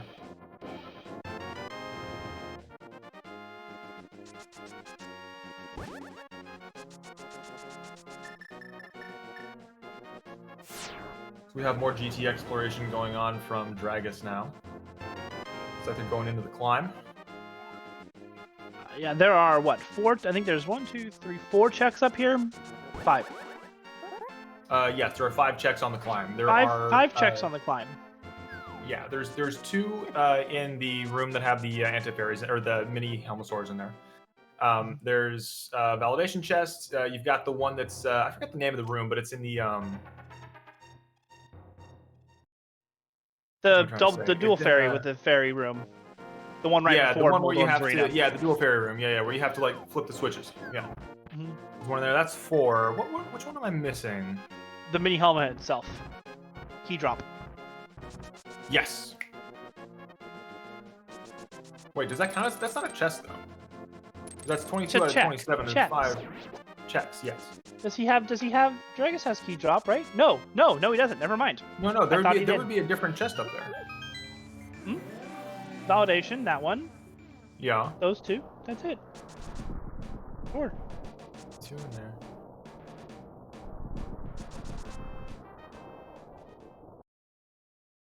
It's 5 when you have the... I'm sure I'll see it along the way, and then I'll be like, oh yeah, of course.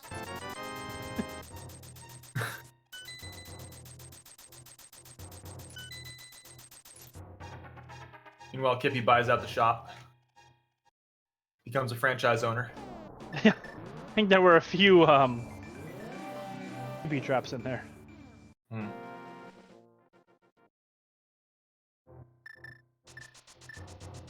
Yeah, that's one interesting thing with Bee Shuffle, or rather Bee Miser 4 and Full Shop Shuffle. The people who have your bees can choose how bad your life gets. Oh, he's out no. of rupees. Can't He's afford out that of key. rupees. Oh, it's that Oh. retro mode coming back. Right? Gotta Assuming go it's play a key, Arrow not a... game. Let's see if he goes back in here. Is he gonna go? Yeah, he's gonna go back in. So he's checking to see if that is actually a key or not. Maybe, maybe not. Because there's a very big possibility that's not even a key and that's a B trap. Yeah, probably just hoping for money in here. There's 20 rupees. Was that enough though? I don't think that was enough for how much that cost. No, it's not enough to buy it. It was the 35 cost, but I think he is gonna go back and check to see.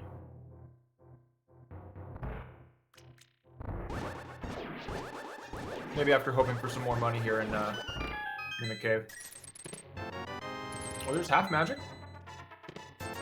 Nice find. There we go. There's some money. Yeah, he has enough. Some bees.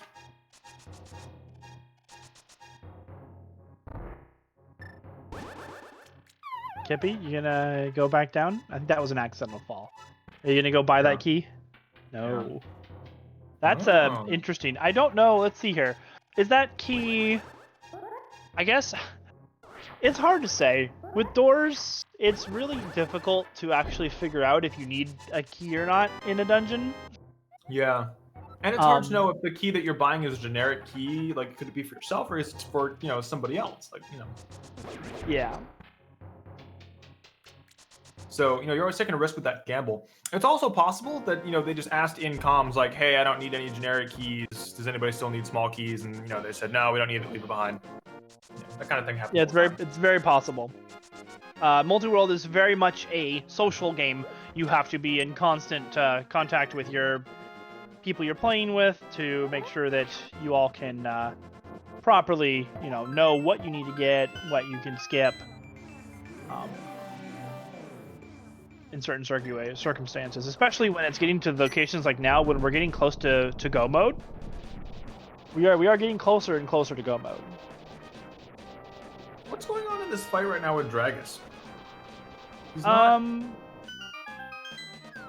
Just Dragus is mad because Dragus still doesn't have the hook shot. Curious to why he's staying. You know, he's just can't do this. Venting some anger. Yeah. You know what else it could be? It could be that, you know, this is one of the last things that Dragus needs, and everything is locked behind a hook shot, and he's just waiting to get that hook shot. Oh, this very much could be. Let's see here. If somebody Dragus said, "Hey, I'm on the way to your hook shot," you know. Yeah. Hang out somewhere you need it. Do we know where his? Oh, we do know. It's in Hype Cave, in Math Girl's world. He hinted for it. So that would make sense. So we'll probably be seeing Math Girl here very quickly going to Hype Cave. I hope, because Dragus is very much in BK mode at this point. Going. Absolutely. Does Math Girl not have her hammer? No, she doesn't have her hammer, so she can't go that way. Math Girl has to go the long way around to get to. Yeah, gotta go over through. So that's what Math Girl is currently doing. Is taking Outcast. very, very long way around. We know it's in K45 and MKI's world, and MKI still hasn't gotten. Oh, I think MKI is actually going to get her hammer right now. Is that what MKI is doing? That could very well be. You're on the right way. Oh, there's a B trap there.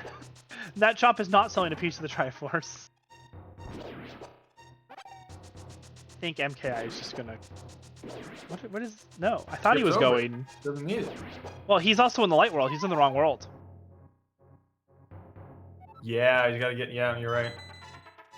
It's hard to tell sometimes with palette shuffle. It is. It can be a little difficult, but this is definitely the light world. Yeah, Arrow Shop is right there. Absolutely.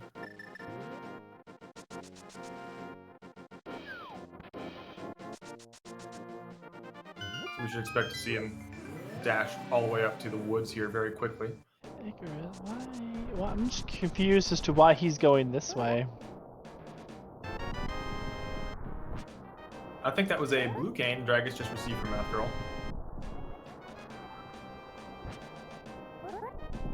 Not going to help so much at the moment, but that's coming soon.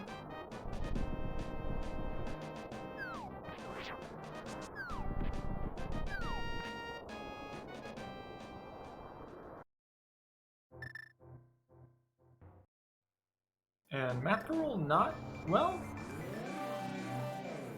Well, right, has to go all the way around. Yeah. Meanwhile, Dragus is just poking that turret, giving it some grief for all the grief it's given us over the years. Yeah, we are seeing him MKI now get 2K45,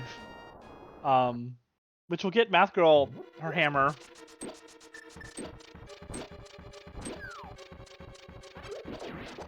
And then with this, I don't know, I guess Math Girl's almost at... There's her hammer, she's got it now. Yep. I imagine Math Girl's got to be heading to Hype Cave. Like, Dragus is sitting there waiting for you. Oh, she's rescuing Jeremiah. Oh, she's... Okay, I mean, I guess I can see why. Yeah, she's going this way. She's on the way. Going all in the... You know, overall saving time. Yeah. It just feels bad when you're on the other end of that, you know, when you're like, hey, I need this thing, and you know, somebody's like doing checks along the way. Like, it is better for them to do that, but you know, it just feels bad sometimes. Yeah, overall for the length of the seed, this is the more efficient routing to do, definitely. Yeah. Just kind of sucks when you're just sitting there waiting. But it happens. Yep. And she's rewarded with a piece of heart. A little bit of love for her trouble.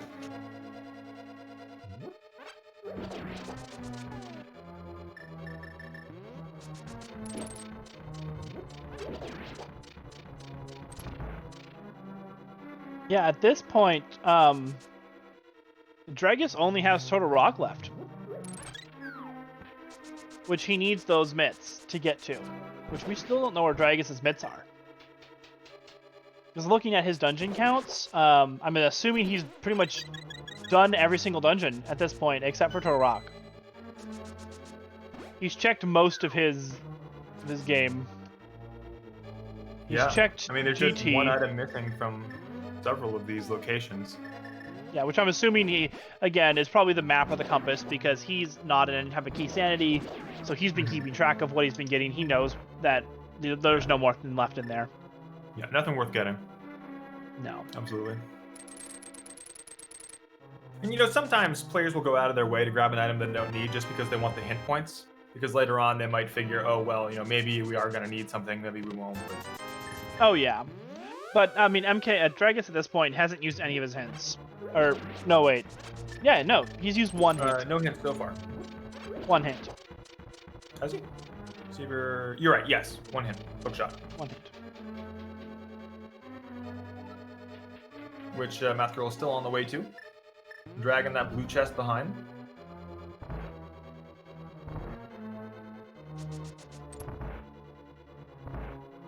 Now, the one question to ask is, Math Girl does have a flute. So something she could do is... I mean, she's doing more checks. So, even the flute doesn't... I mean, after you do these two checks, it could be. But you have to go to the Light World, and she needs to go to Dark World anyway, to Hype Cave. So flute doesn't really speed that up. No, I just figured that you would then go back into Dark World south of Link's house. I think it's roughly the same amount of time regardless. Okay. Did you check K45? No, maybe earlier? I don't think so. At least not this time around. Yeah.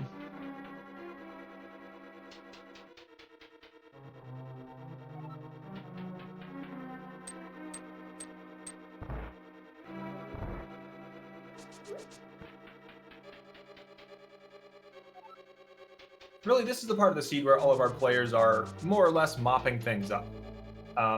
Most of the progressive items have been found. We know where most of the rest of them are. And at this point, there's not a whole lot left to do, so we're just going through... Even most non-progressive items at this point. I mean, all of these runners now have half magic. 2 of them have fourth magic, which is something that was actually coded into the game, but never actually used. But yeah, the randomizer or the multi-world, actually, you can have different item pools, which a few of these runners actually are on. Easy item pool, which increases the number of hearts, increases the number of mails, swords, and adds 1/4 magic to the pool.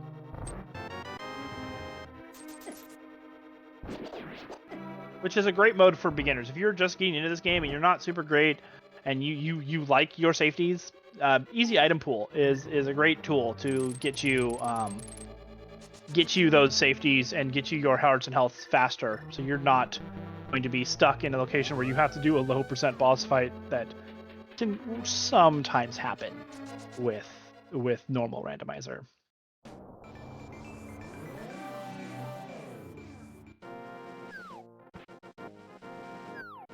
But Math Girl here is going to be getting Dragus' hook shot, so he can now finally beat this boss. And which he is going to very promptly do, very happily. Oh yeah, the Master Sword Argus fight. I'm really not a huge fan of this one, just because it takes those multiple hits to take down the puffballs. I tend with a Master Sword to charge my sword and then hook shot. Yeah, that might not be the fastest way, but the fastest way with the Master Sword is actually to charge your sword, hook shot twice to pull 2 puffs towards you, then do a spin to kill them. But if you mess up at all, then you're losing time over just pulling one and slashing twice. Pulling once and slashing twice kind of seems slow, but it's actually relatively fast still. Mm-hmm.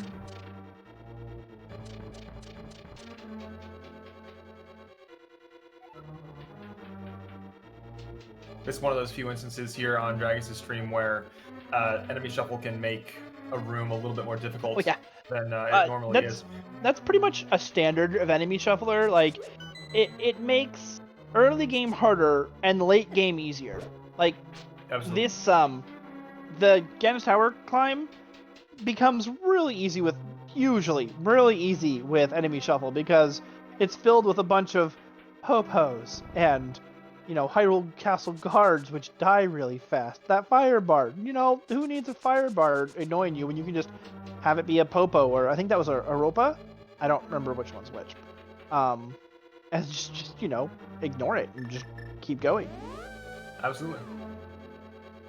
And another one of those benefits of enemy shuffle is that it guarantees that any room that you need to kill all the enemies in, it removes any item requirement from killing those enemies. So the dark rooms of Eastern Palace no longer require bow, because those red enemies will no longer the red not mimics, the red Igors. What are their names? Igors, thank you. Igors. The red Igors will no longer appear back there. It is important to note though, Logic doesn't realize that. The enemy placement Logic isn't aware of, so logically, those rooms are still bow locked. Yes, absolutely. Which, playing casually, it doesn't matter, at all. But it's only at a competitive when you get up to there that you do want to keep that in mind if you have enemy shuffle turned on. And even then you have to make the decision of whether going out of your way to get that thing done, because maybe it's a crystal that you need, or maybe it's an item that you would have had to come back for later. Dragus, has Dragus had a singularity for Helmasaur? Because I know so. Dragus. Yeah, I've seen him fight he's had several some type Helmasaur. of boss shuffle, and we haven't really been commenting too much on this. But yeah, well, that's a bad place to be in. Oh, that is. Ooh, bad I place think to be in. His third one that I've noticed of Helmasaur. Oh, he's getting lucky here. Oh. Oh. Oh my gosh. Oh, dude. You got no at the very end. Oh. Oh, it hurts. It does. No matter what boss Meanwhile, at least you keep acquiring another crystal. It does get reset. On the opposite side here. All right, we're gonna see the little pitter patter of feet walking around here, and then we're going for the bomb strats this time. Really, probably the better solution to this particular fight. Watch out for that tail, knock you right off the edge. One thing I've noticed. Dragus has had a rare thing here with this boss shuffle.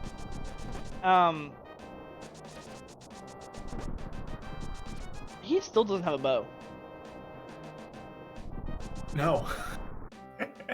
And No. he doesn't have enemy shuffle on, doesn't. so he actually still needs to do Eastern Palace. He needs a bow. I've just noticed this.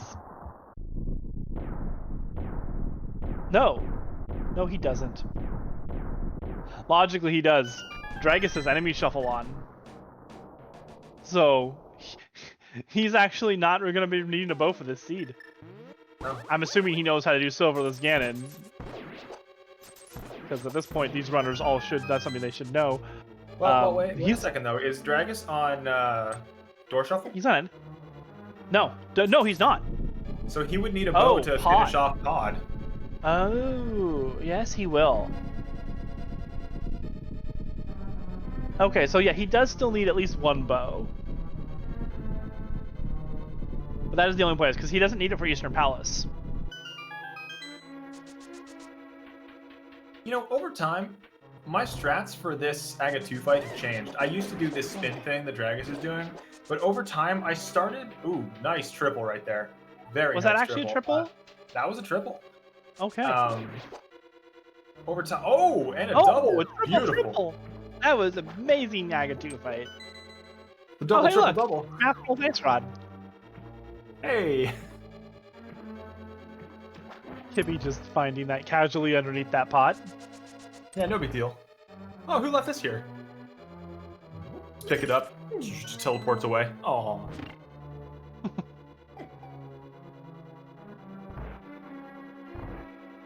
I mean, MKI now is the only one without an ice rod.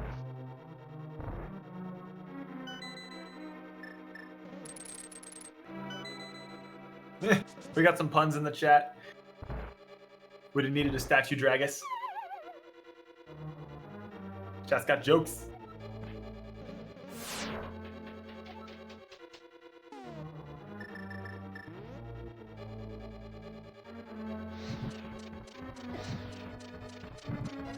Really not much. Apparently, I've been corrected by one of the main developers for the Archipelago one.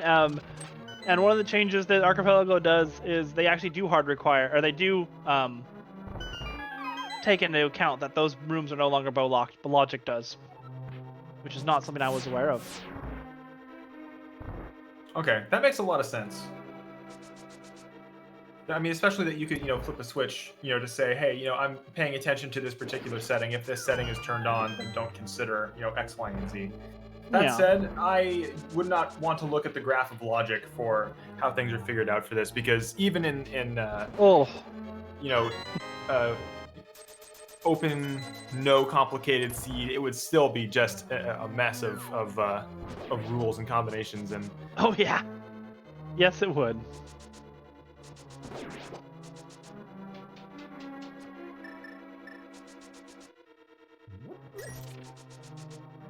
So we're just seeing our players now, once again, going around doing some cleanup work. We got Dragus moving on to the Swamp Palace here to clean some things up. We see Mathra walking around in what appears to be GT, but is finding the boots for MKI. Although that's actually going to be a B trap because everyone has boots. Sorry, you get excited when you see those boots pop up, and you realize, oh wait. Oh, it's a disappointment. That's actually not a B trap because she doesn't have B traps turned on, so her world's normal. That's actually due to the easy item pool, putting multiple boots in the scene. Oh, they're vanity boots. Yeah. Very good. Actually, no. I think that might actually be I think he started with boots. Let's see. Yeah, MKI started with boots, so that's why. Okay. Dragus not checking the big chest inside of Swamp Palace here. Does he have the big key? I'm looking at it, and no big key. So, for Dragus, but he's vanilla. He's vanilla boss, so the big key is somewhere in this dungeon. Yes. That said, at this point, I think most of the players should be in go mode. Dragus still needs his bow for Pod. He still needs the bow. Kippy's still gonna need the flute to get into the entrance for Meyer and then kill whatever's in there. But aside from that, MKI is MKI on enemy, or I'm sorry, on boss shuffle. I can just go look. Yeah, he's in Singularity. Yeah, so he's not gonna need that ice rock. Blind. Remember, he's in blind Singularity. We figured that out. Yeah, we did. But he's not going to need that ice rod. No. So we've got 2 players more or less in go mode, this Math Girl and MKI.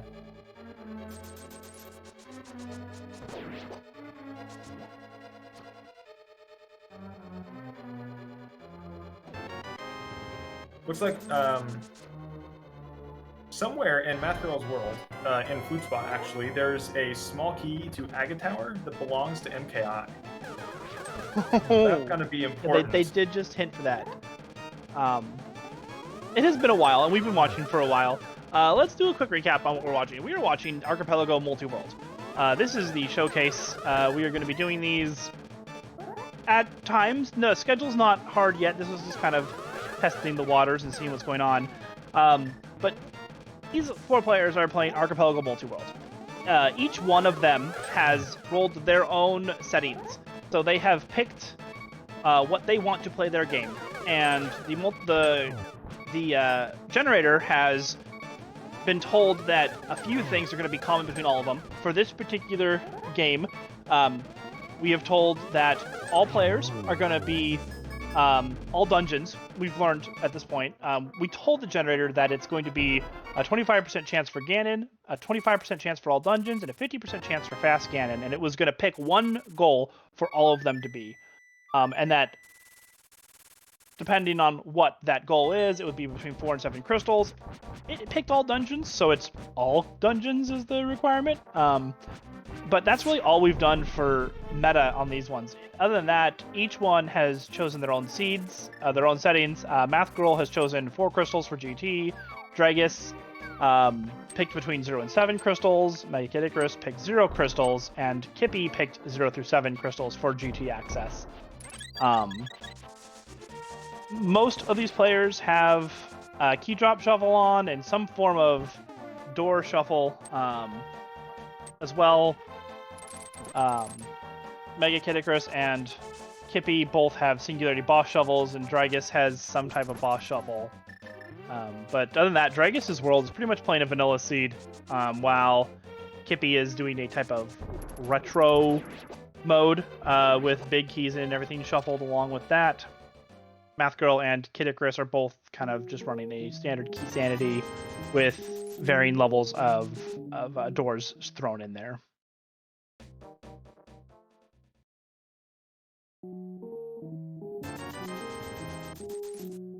You know, chat brings up a good point. There's a good chance MKI might need a significant number of small keys to attain go mode. They just spent their 200th hint point, so that's 5 hints overall for a small key. And when they have 202 checks, so they're only going to get a few more hints, based on the settings of 40 hints, 40 points per hint. Let's see here. We can actually look at this because this tracker does a good job at telling us how many keys. They've got 4, 4, 3. They have a lot of small keys, but I haven't been really keeping intensive care. Doors makes it weird in that it's hard to know exactly how many keys you need for a dungeon.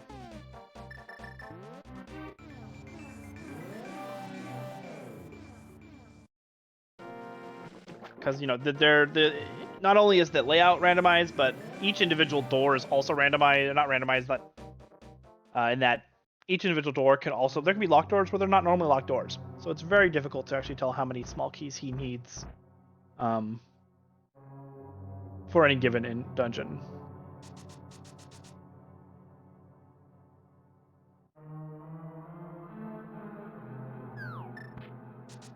Yeah, absolutely. And here we see Dragus employing my personal favorite strategy to take care of Argus, and that is just to sword spin him while he is bouncing about the room. Yeah. And a red pendant for his time. Yeah, Dragus is still on only Master Sword. Yeah, you know, sometimes you just go through these seeds, and you know, just the luck of the draw says you're just not gonna be lucky and get the things that you need. Let me do a Looks quick like check. Kippy didn't have a small key to get through that door and has to turn around. Captures a fairy. Did you know we're taking captives now? Isn't that always a thing? Well, I don't know. I just figured we weren't the type to take prisoners. Ooh, that's a little dark. I mean, I've seen some comics on people, like Link traps these guys in an airtight bottle. That's not very nice. Now, wait, what are you suggesting? Are you suggesting that these bottles are not airtight, are airtight, and that the fairies are suffocating? They're made of glass, like, and they don't see any holes in them. Yeah, but they're magic bottles. Maybe they can breathe. Maybe the cork, has a couple of holes drilled into it, right? And before you ask me, well, how does the fluid stay in those bottles? They're magic bottles. It's the perfect explanation. You don't have to explain it. You just say it's magic. So we see Dragus over here approaching the drop down towards Mothula. And should take care of that fight very handily. He's got half magic, plenty of... Oh, never mind. That's an Argus. Still going in with the Master Sword fight. Again, any fight in this arena is a pain in the butt. For those wondering about that glove, I believe they don't have progressive gloves, progressive items turned on, so it's possible that they actually just picked up the Titan's Mitts first, and then the fighters, or the Titans, I don't know what the original, what's the first layer, level 1 glove, second. Power glove. That is something, power glove. Power glove. Right, the terrible peripheral. But it is an option in the Archipelago multi-world that you can turn on or off progressive items, so that rather than picking up the fighter, the fighter sword, master sword, tempered, and butter in that location, the first check you do could be mastered, the third one could be butter, and then you could find tempered and then fighter sword, and you just always have the highest sword of whichever one you found so far. Same goes for gloves and bows. So you have a lot of different options with how you want your power, progressive items to be either progressive or not. Yeah, it's not possible to downgrade your items, so you can't get any worse. And that leads to some really convenient things where you load up the game, spawn in Link's house, immediately grab a butter sword, head over to Uncle, and he gives you red mail. And then you're just good to go. Oh, we see Dragus running around, not able to pick up the item because of the little item recipient glitch there. Nothing to worry about. Once the song finishes playing, pick up the item and go on your merry way. Doing the old bomb dance. Oh, I missed when it happened, but Dragus actually found his bow, so I believe that is go mode for Dragus. He has everything he needs to beat this seed. And he has almost everything he doesn't need to beat the seed. The only things he's missing are boomerangs and a cape. Right? I mean, that's pretty good. Really, it looks like at this point the only progressive item that's missing is Kippy's flute. And progression item that's missing is Kippy's flute.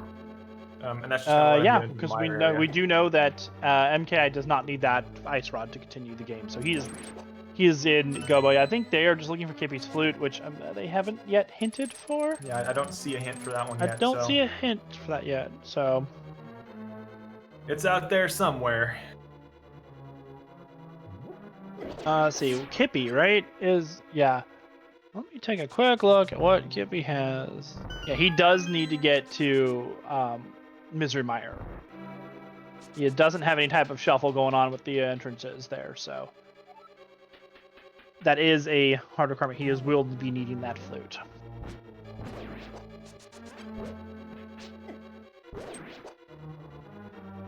Some very nice rollers inside of Dragus's pod here.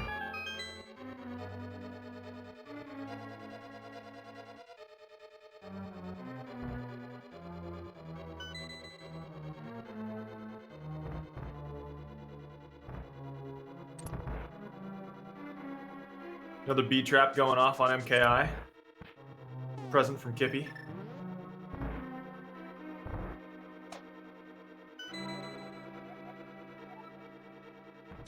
And we see that some players have chosen to have their item capacities turned on. In fact, all of the players have their capacity upgrade shuffled into the pool. We see Not true. 63 arrows and MegaKidIcarus does 38 not. bombs. I'm sorry? MegaKidIcarus actually chose not to shuffle his upgrades in the pool, just for the fact for there to be more slots for bees. He has 49 arrows. He stopped by Upgrade Fairy and bought them. Ah! In which Yeah. case, I am slightly mistaken. But everyone else has indeed shuffled their item upgrades that are normally at Upgrade Fairy. They've shuffled that into the pool. Kippy just really, really wanted to have lots of bees.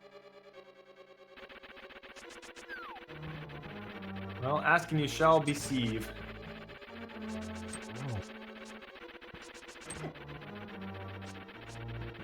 That Pokey just giving MKI a hard time there.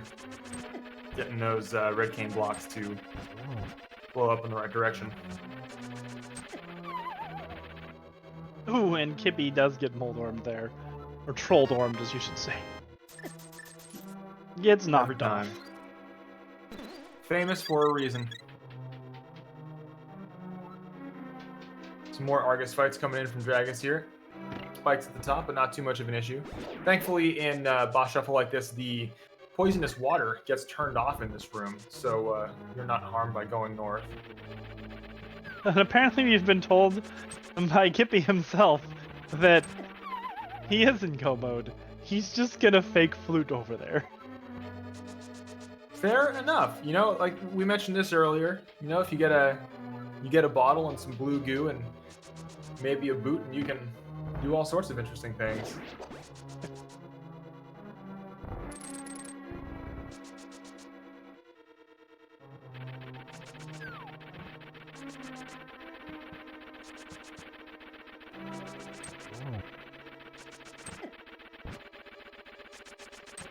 We have the 5-eye Moldorm today. Probably my least favorite Moldorm. My favorites, Monodorm and Tridorm. Oh, the Cyclorm, as I like to call him, the Cyclops Moldorm. Yeah. I like Monodorm too. That's a good name. Personally, I'm a fan of the Septorm, the seven-eyed Moldorm. He's just got He one has blind eyes spot. everywhere but the back of his head. Yeah.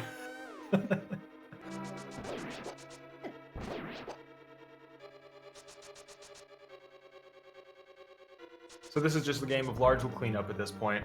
Everybody's in go mode. Even the people who aren't in go mode are in go mode. Yeah. Again, this is a very broken game and we love it. We love it so much.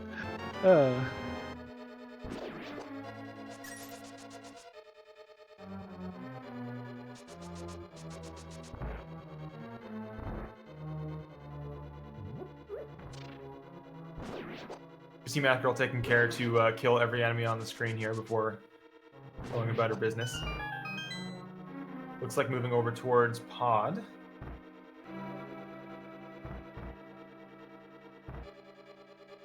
Which, let's see. Looks like she does have all the items inside Pod, so... Yeah, She's well, I moving mean, over she's in got this direction. Could be doing this shuffle on, direction. doesn't she? So it could not be Pod. That's true. I think she has entrance shuffle. Oh, I'm almost certain. I think she's most certainly Crazy Doors, and then well, we'll know here in a Simple hot second, won't we? or full entrance dungeon shuffle. Oh, or she's just going to Oh, she's going interesting Eastern. choice. There you go. interesting choice to go. I mean, I guess if you're already in Dark World, you know. No, I mean this is like L1s. I don't think she does actually. This is. I mean, I guess it could have just randomly been vanilla. Yeah. I say vanilla dungeon, but it's you know what I mean. I know what you mean. Yeah, I see what you're talking about here. Technically, Looks like 4 out of 10 still items in this dungeon, so Yeah. definitely some progress to be made here. This is a room that's always fun to go backwards through. It's so That's one much thing the easier. doors really puts in your head. You know, You go backwards. It's interesting how easy it is to go through a lot of rooms backwards. You really don't think about it.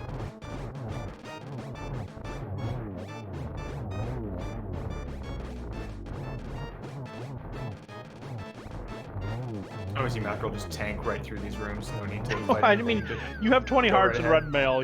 You know. Yeah, you nothing to worry about.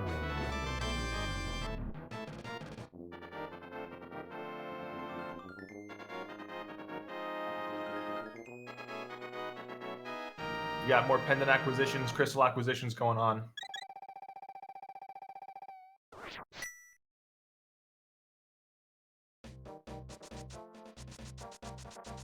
It's like MKI is navigating through GT here. Did he forget to go? Oh, never mind. It's a... Oh, maybe he just didn't realize that he hadn't checked up here yet. Well, let's see. MKI, GT. GT only... He only has 18 of 31 checks in here, so he still has a lot to check. There's a lot to do in here, absolutely.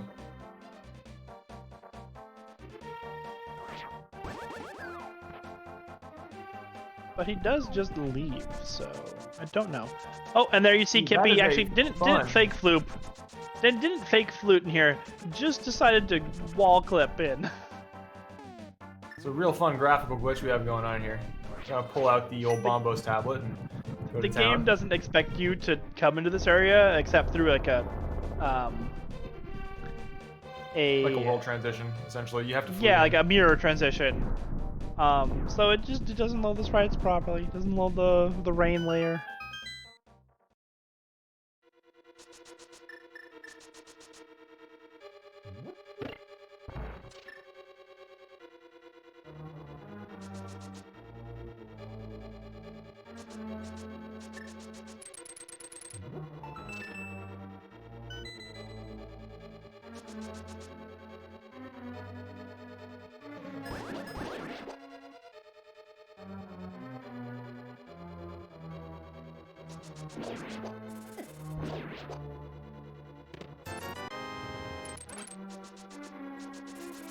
Looks like Math Girl here.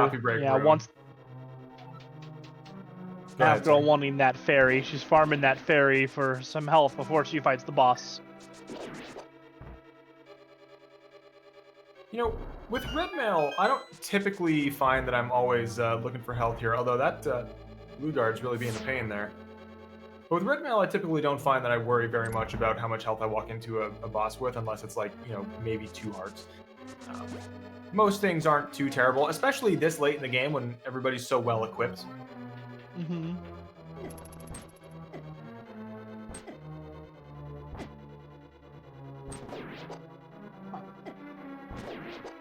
Although Dragus still only on a Master Sword, may have to do a silverless Master Sword again. For those unaware, a Master Sword silverless Ganon is a very long fight where you have to hit Ganon imperfectly 52 times with spinning your sword. It's arduous. It's a yes. That arduous is the word. Yes. It's with enough practice. It's not necessarily hard, but it's certainly something that you need a great deal of focus because once Ganon starts to get away from you, it can really start to go south. And it's one of those fights where you really need to get the torch glitch because you're going to be in there for so long that you're going to just have to keep hitting that torch over and over again. And if you have to keep hitting both torches, it's really going to. We say that, and then he just gets to Tempered Sword, so that's the moot point now. Now the fight just became super easy. Now he's only doing a Tempered Sword silverless, which is a much easier fight. Because much easier. The reason why he would have to do ins with Master Sword is, even though Master Sword is the sword of evil's bane that destroys all evilness, it can't actually hurt Ganon. The game, like vanilla, wants you to get Tempered Sword. If you try and fight Ganon with the Master Sword, it just won't work. You have to spin, which makes Master Sword do Tempered Sword damage to actually do any damage to him.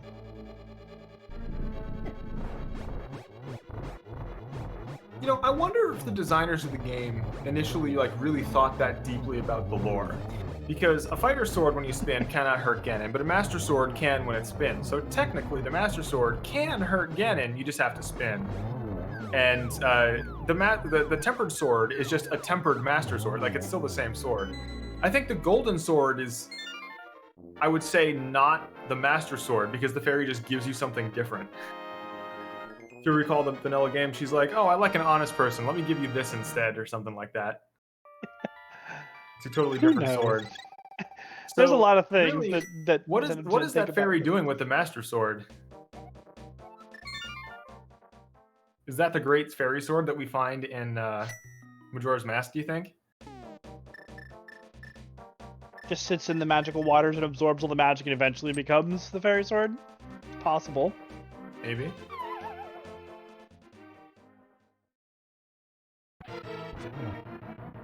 Another boss down for Dragus. And we can see now that Kippy is fighting the pig.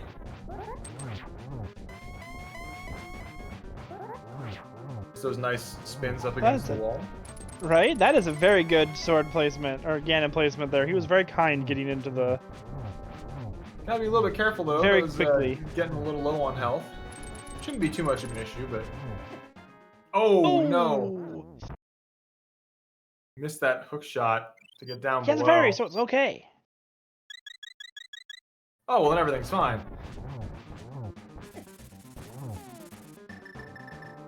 Yeah, I'd say he'd be using that potion now, considering he's only got one more hit of the bats in him. Yeah, those do a lot of damage. Yeah, they're tough little cookies. And these little, especially when they spin like this, I think when they actually like get off like that, when they start flying around the room in this particular circle pattern, those are the bats that hit me most. Not the ones when Ganon spins with his trident. Those are like somehow fairly easy to dodge if you're far enough away. The spinny ones right here, though, because they keep so moving. Much arena. Even when you're sailing MKI's world. Wow. Even when you're stunned, the bats still move, which is really mean. You could be stuck in a spot that you just can't dodge the bat. You see it coming, you're like, I can't move because Ganon stopped the ground and my legs are numb.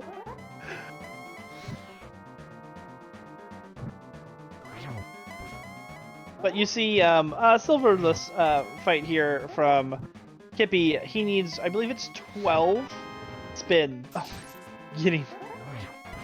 Still managed to get the hit. Still gets it. Nice. Impressive. I believe, yeah, he needs 12 hits, 12 spins here on Ganon to actually kill him with the butter sword, of which he has.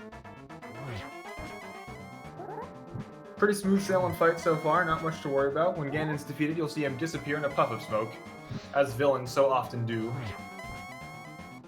Not if I was truly a villain defeated. and I was gonna die, I would go out in a puff of smoke. Yeah, but does he ever actually die? He always comes back. You know, I have a theory about this. About the whole Nintendo timeline thing. Hear me out.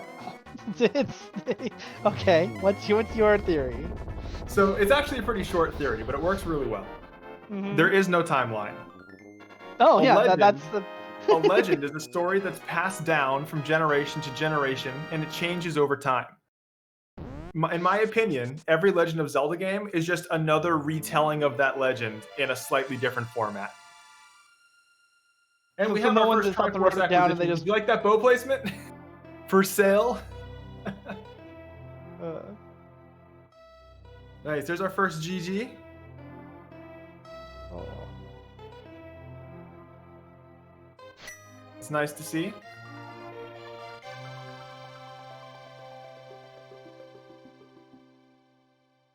And that puts Kippy's final time somewhere around 2:55. 2:55 and change. Let's see. Kippy, yeah, 2:55, and he hasn't stopped his timer, so it's hard to tell. Nope.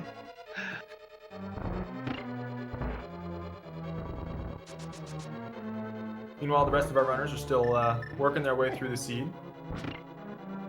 Making strong, solid progress.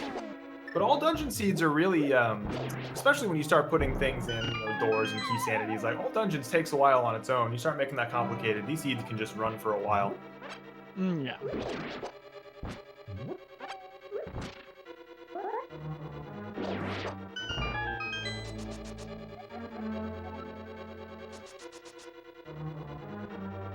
Dragus checking a hint. Not sure what he's looking for. I mean, silvers wouldn't be terrible in his situation here. True. If they're easy to get to, you know. Oh. Did Kippy just buy... Or MKI just buy Kippy's silvers after he beat Ganon? Pretty sure he just did. Now that's just trolly. He's like, oh hey, by the way, Kippy, I got your silvers. Well, he probably, like, told him where it was when the fight was going on. Yeah. This Ice Palace bomb jump is really quite tricky. There's a very specific place you need to stand for it. I've always used the shadow lineup for it, where there are, 4 or 5 little triangles on the left-hand side of the platform you can stand on. And my lineup is, you need the bottom of Link's shadow to be positioned such that on the 3rd triangle down from the top, there are 3 pixels of triangle visible below Link's shadow.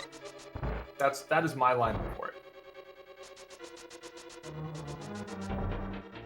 I just don't do this dungeon unless I have the glitch stick. That's my lineup for it. And then when I do have to do it, I just kind of cry as I try and fumble around and find something that works. Of course, if you have the glitch stick, but you don't have the big key, you need to do the bomb jump anyway, which can really be a pain. No, you don't.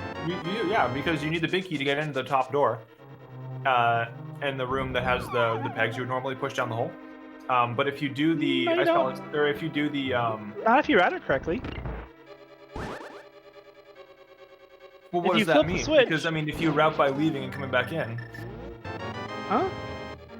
You flip the switch so that way you can just push it down and then you can walk up backwards through that door. If you absolutely need to.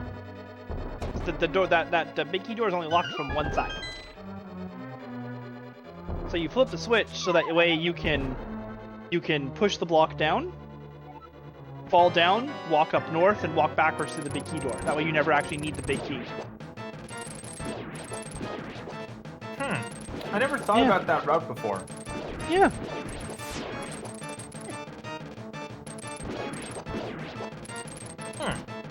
I'll consider that next time I'm in that position. You just have to remember that you have to flip the switch in the room where you normally drop down. Yeah. Otherwise, you will lock yourself out if you don't have the big key by that point. We get another crystal acquisition from Dragus here. Closing in on that boss, on that pig kill.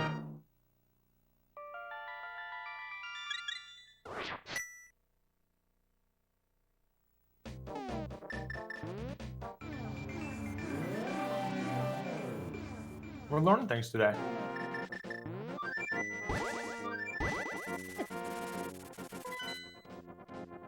But yeah, when I have to line it up, I'll kind of hug the top wall, move to the left until I only see 2 of the light pixels of that triangle. There's 2 of them that are lighter than the others. I make so I can only see 2 of those, the lighter ones, and then I walk downwards until my sword is 1 or 2 pixels, depending on if I have fighter or master sword, and that usually gets me across. Yeah, there are a few different ways to line that one up. I've heard that sword technique as well. Works pretty well.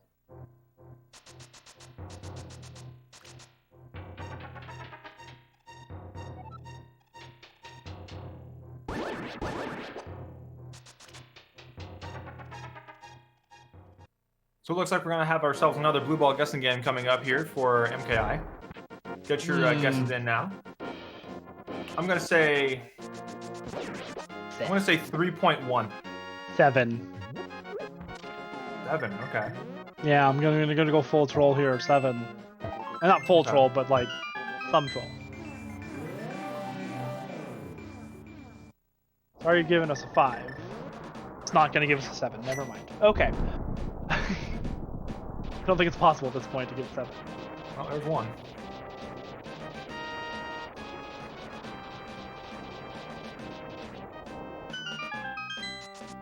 We got some guesses in chat. We got a 3. We got a 5.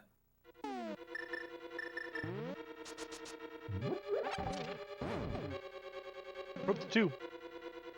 I think. We got a 92. That's not possible. It's a bold move, Cotton. We'll see how it plays out. That is a bold one, Kippy. We got a 7. 3.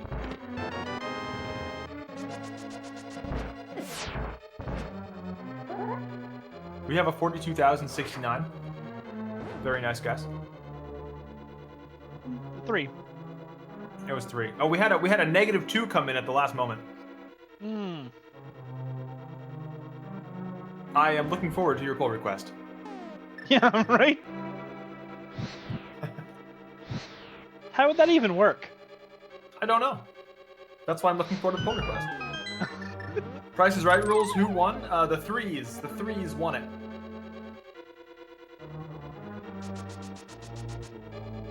Looks like we have another pig on the cooker.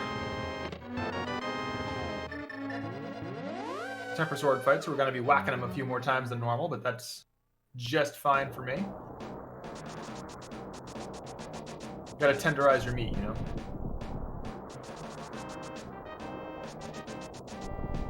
Looks like, I did not know Blue Cane could hurt him. That's not Blue Cane, though, is it? He's still hitting him with a sword. I think he's just using the invulnerability frames there. Yeah. So I didn't think I didn't think anything aside from swords could hurt him. So... Unless it's like hammer and swordless. That's actually something that is customizable.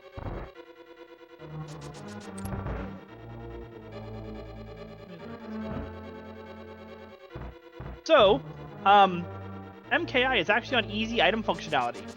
And easy item functionality does the following. It allows Hammer to damage Ganon, and it allows Hammer to collect tablets, as well as it allows you to use medallions if you don't have a sword. So yeah, no, he was still just using it for vulnerability frames, but easy item pool is a thing that pretty much brings some of the swordless features into normal mode, as well as a few others. Yeah, that's interesting. See, I never play with easy item pool, so that's not something I'm familiar with. That's not easy item pool, that's easy item functionality. It's an expanded version of, normal and hard, where it reduces it. Easy actually enables more features. Yeah, I realized that I just said the wrong word, but yeah. I hear what you're saying. We have another pig down, GG. Yes. Oh, MKI. what a mean placement for that Igor, or for the Demo statue. That is... yeah. Got a cane up right there for that one. Yup. Not checking out Laser Bridge, although at this point it's probably not necessary since everyone is in they're go all mode. in go mode. Dragus has the big key already. He's just going to beat it. Nothing to worry about. I think this is his last dungeon before the boss.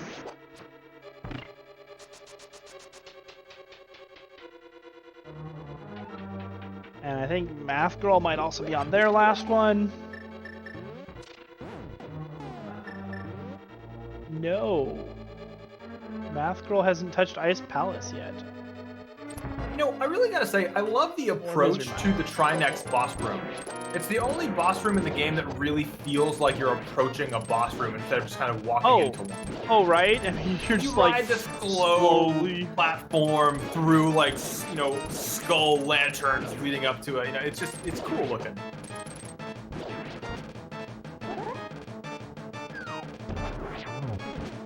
Like, the Ganon tower fight is pretty good, too. You get the bat coming in, smashes through, you drop in there, you fight, penultimate fight. But, like, just in terms of being ominous, Trinex boss room just looks good. Oh, yes, it does.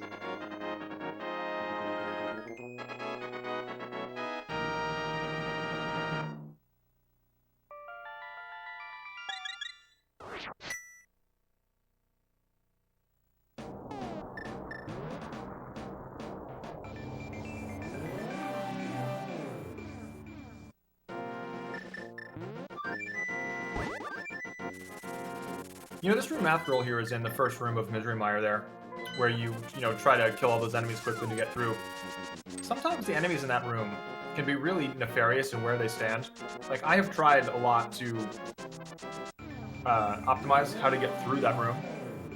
And, occasionally, those little, I'm not sure what their real name is. I think they might be called Popos. The little tentacle-y dudes who kind of wiggle around the room. Those things can just start moving in really strange directions.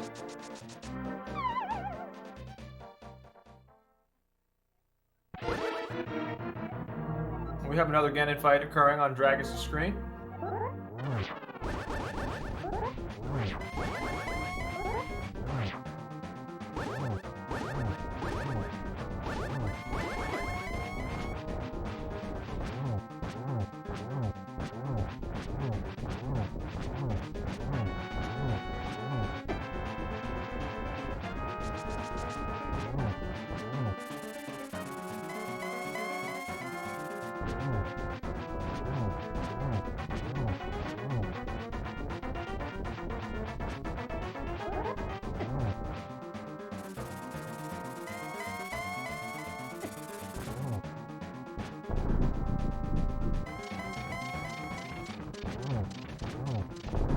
Phase 3 Ganon fight. No, I always thought it was a little bit interesting that some people, even though you only need to hit Ganon one time, some people will just go and hit Ganon as many times as possible during this little jumping animation. I have been known to do that. I know it doesn't do anything, but I still just, take it after a long feed. Yeah, it does. A monolith in MKI's world? Is that one of the tablets? That's one of the tablets, yeah. Oh.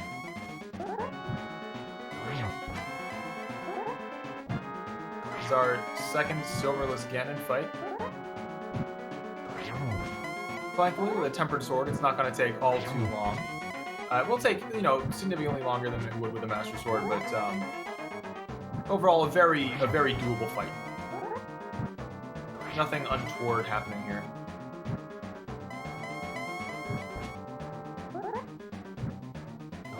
So Dragus taking my approach, I normally also use the lantern for the candle down there, just in case things go south and it takes too long.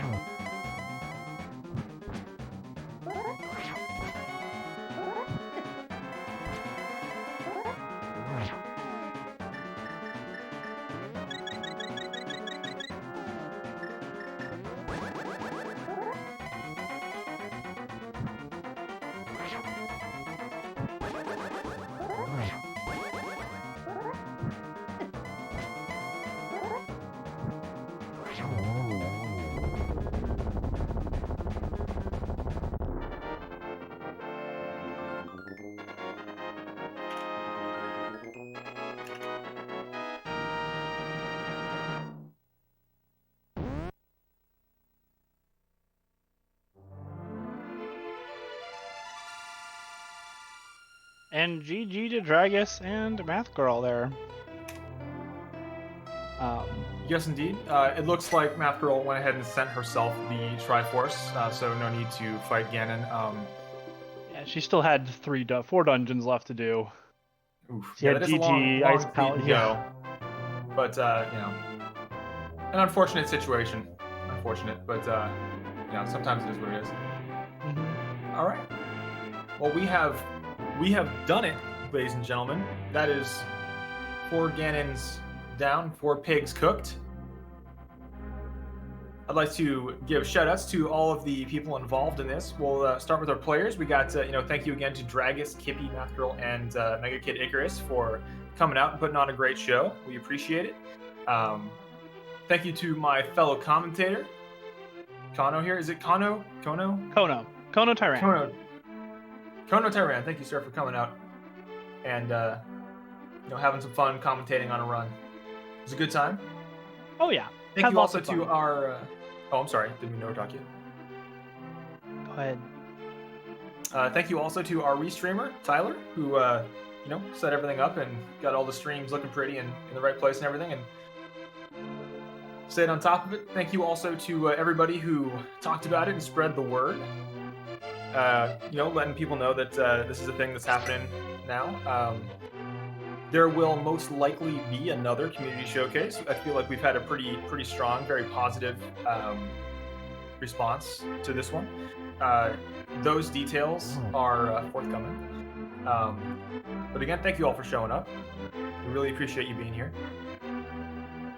Kono, do you have any final words? Yeah, it was fun talking with you for the last it's been 2.5, 3 hours now. About 3 I very hours, much yeah. enjoyed it. All the runners did a very great job putting on the show for us, and just again, thank you all to them. And that was all I really have. All right. Well, with that said, thank you so much for hanging out. Have an excellent night, and we look forward to seeing you in Multi-Worlds with us in the future. If you'd like to join in on the fun, there is a Discord link on the screen. Please pop by the Discord and say hello, play some games. There are games generated. There are daily games. Other games are played multiple times a day, pretty regularly. The website has tutorials to get you set up and running with everything that you need. We look forward to seeing you in the future and playing some multi-world Zelda and other stuff. So thank you again. Have an excellent night.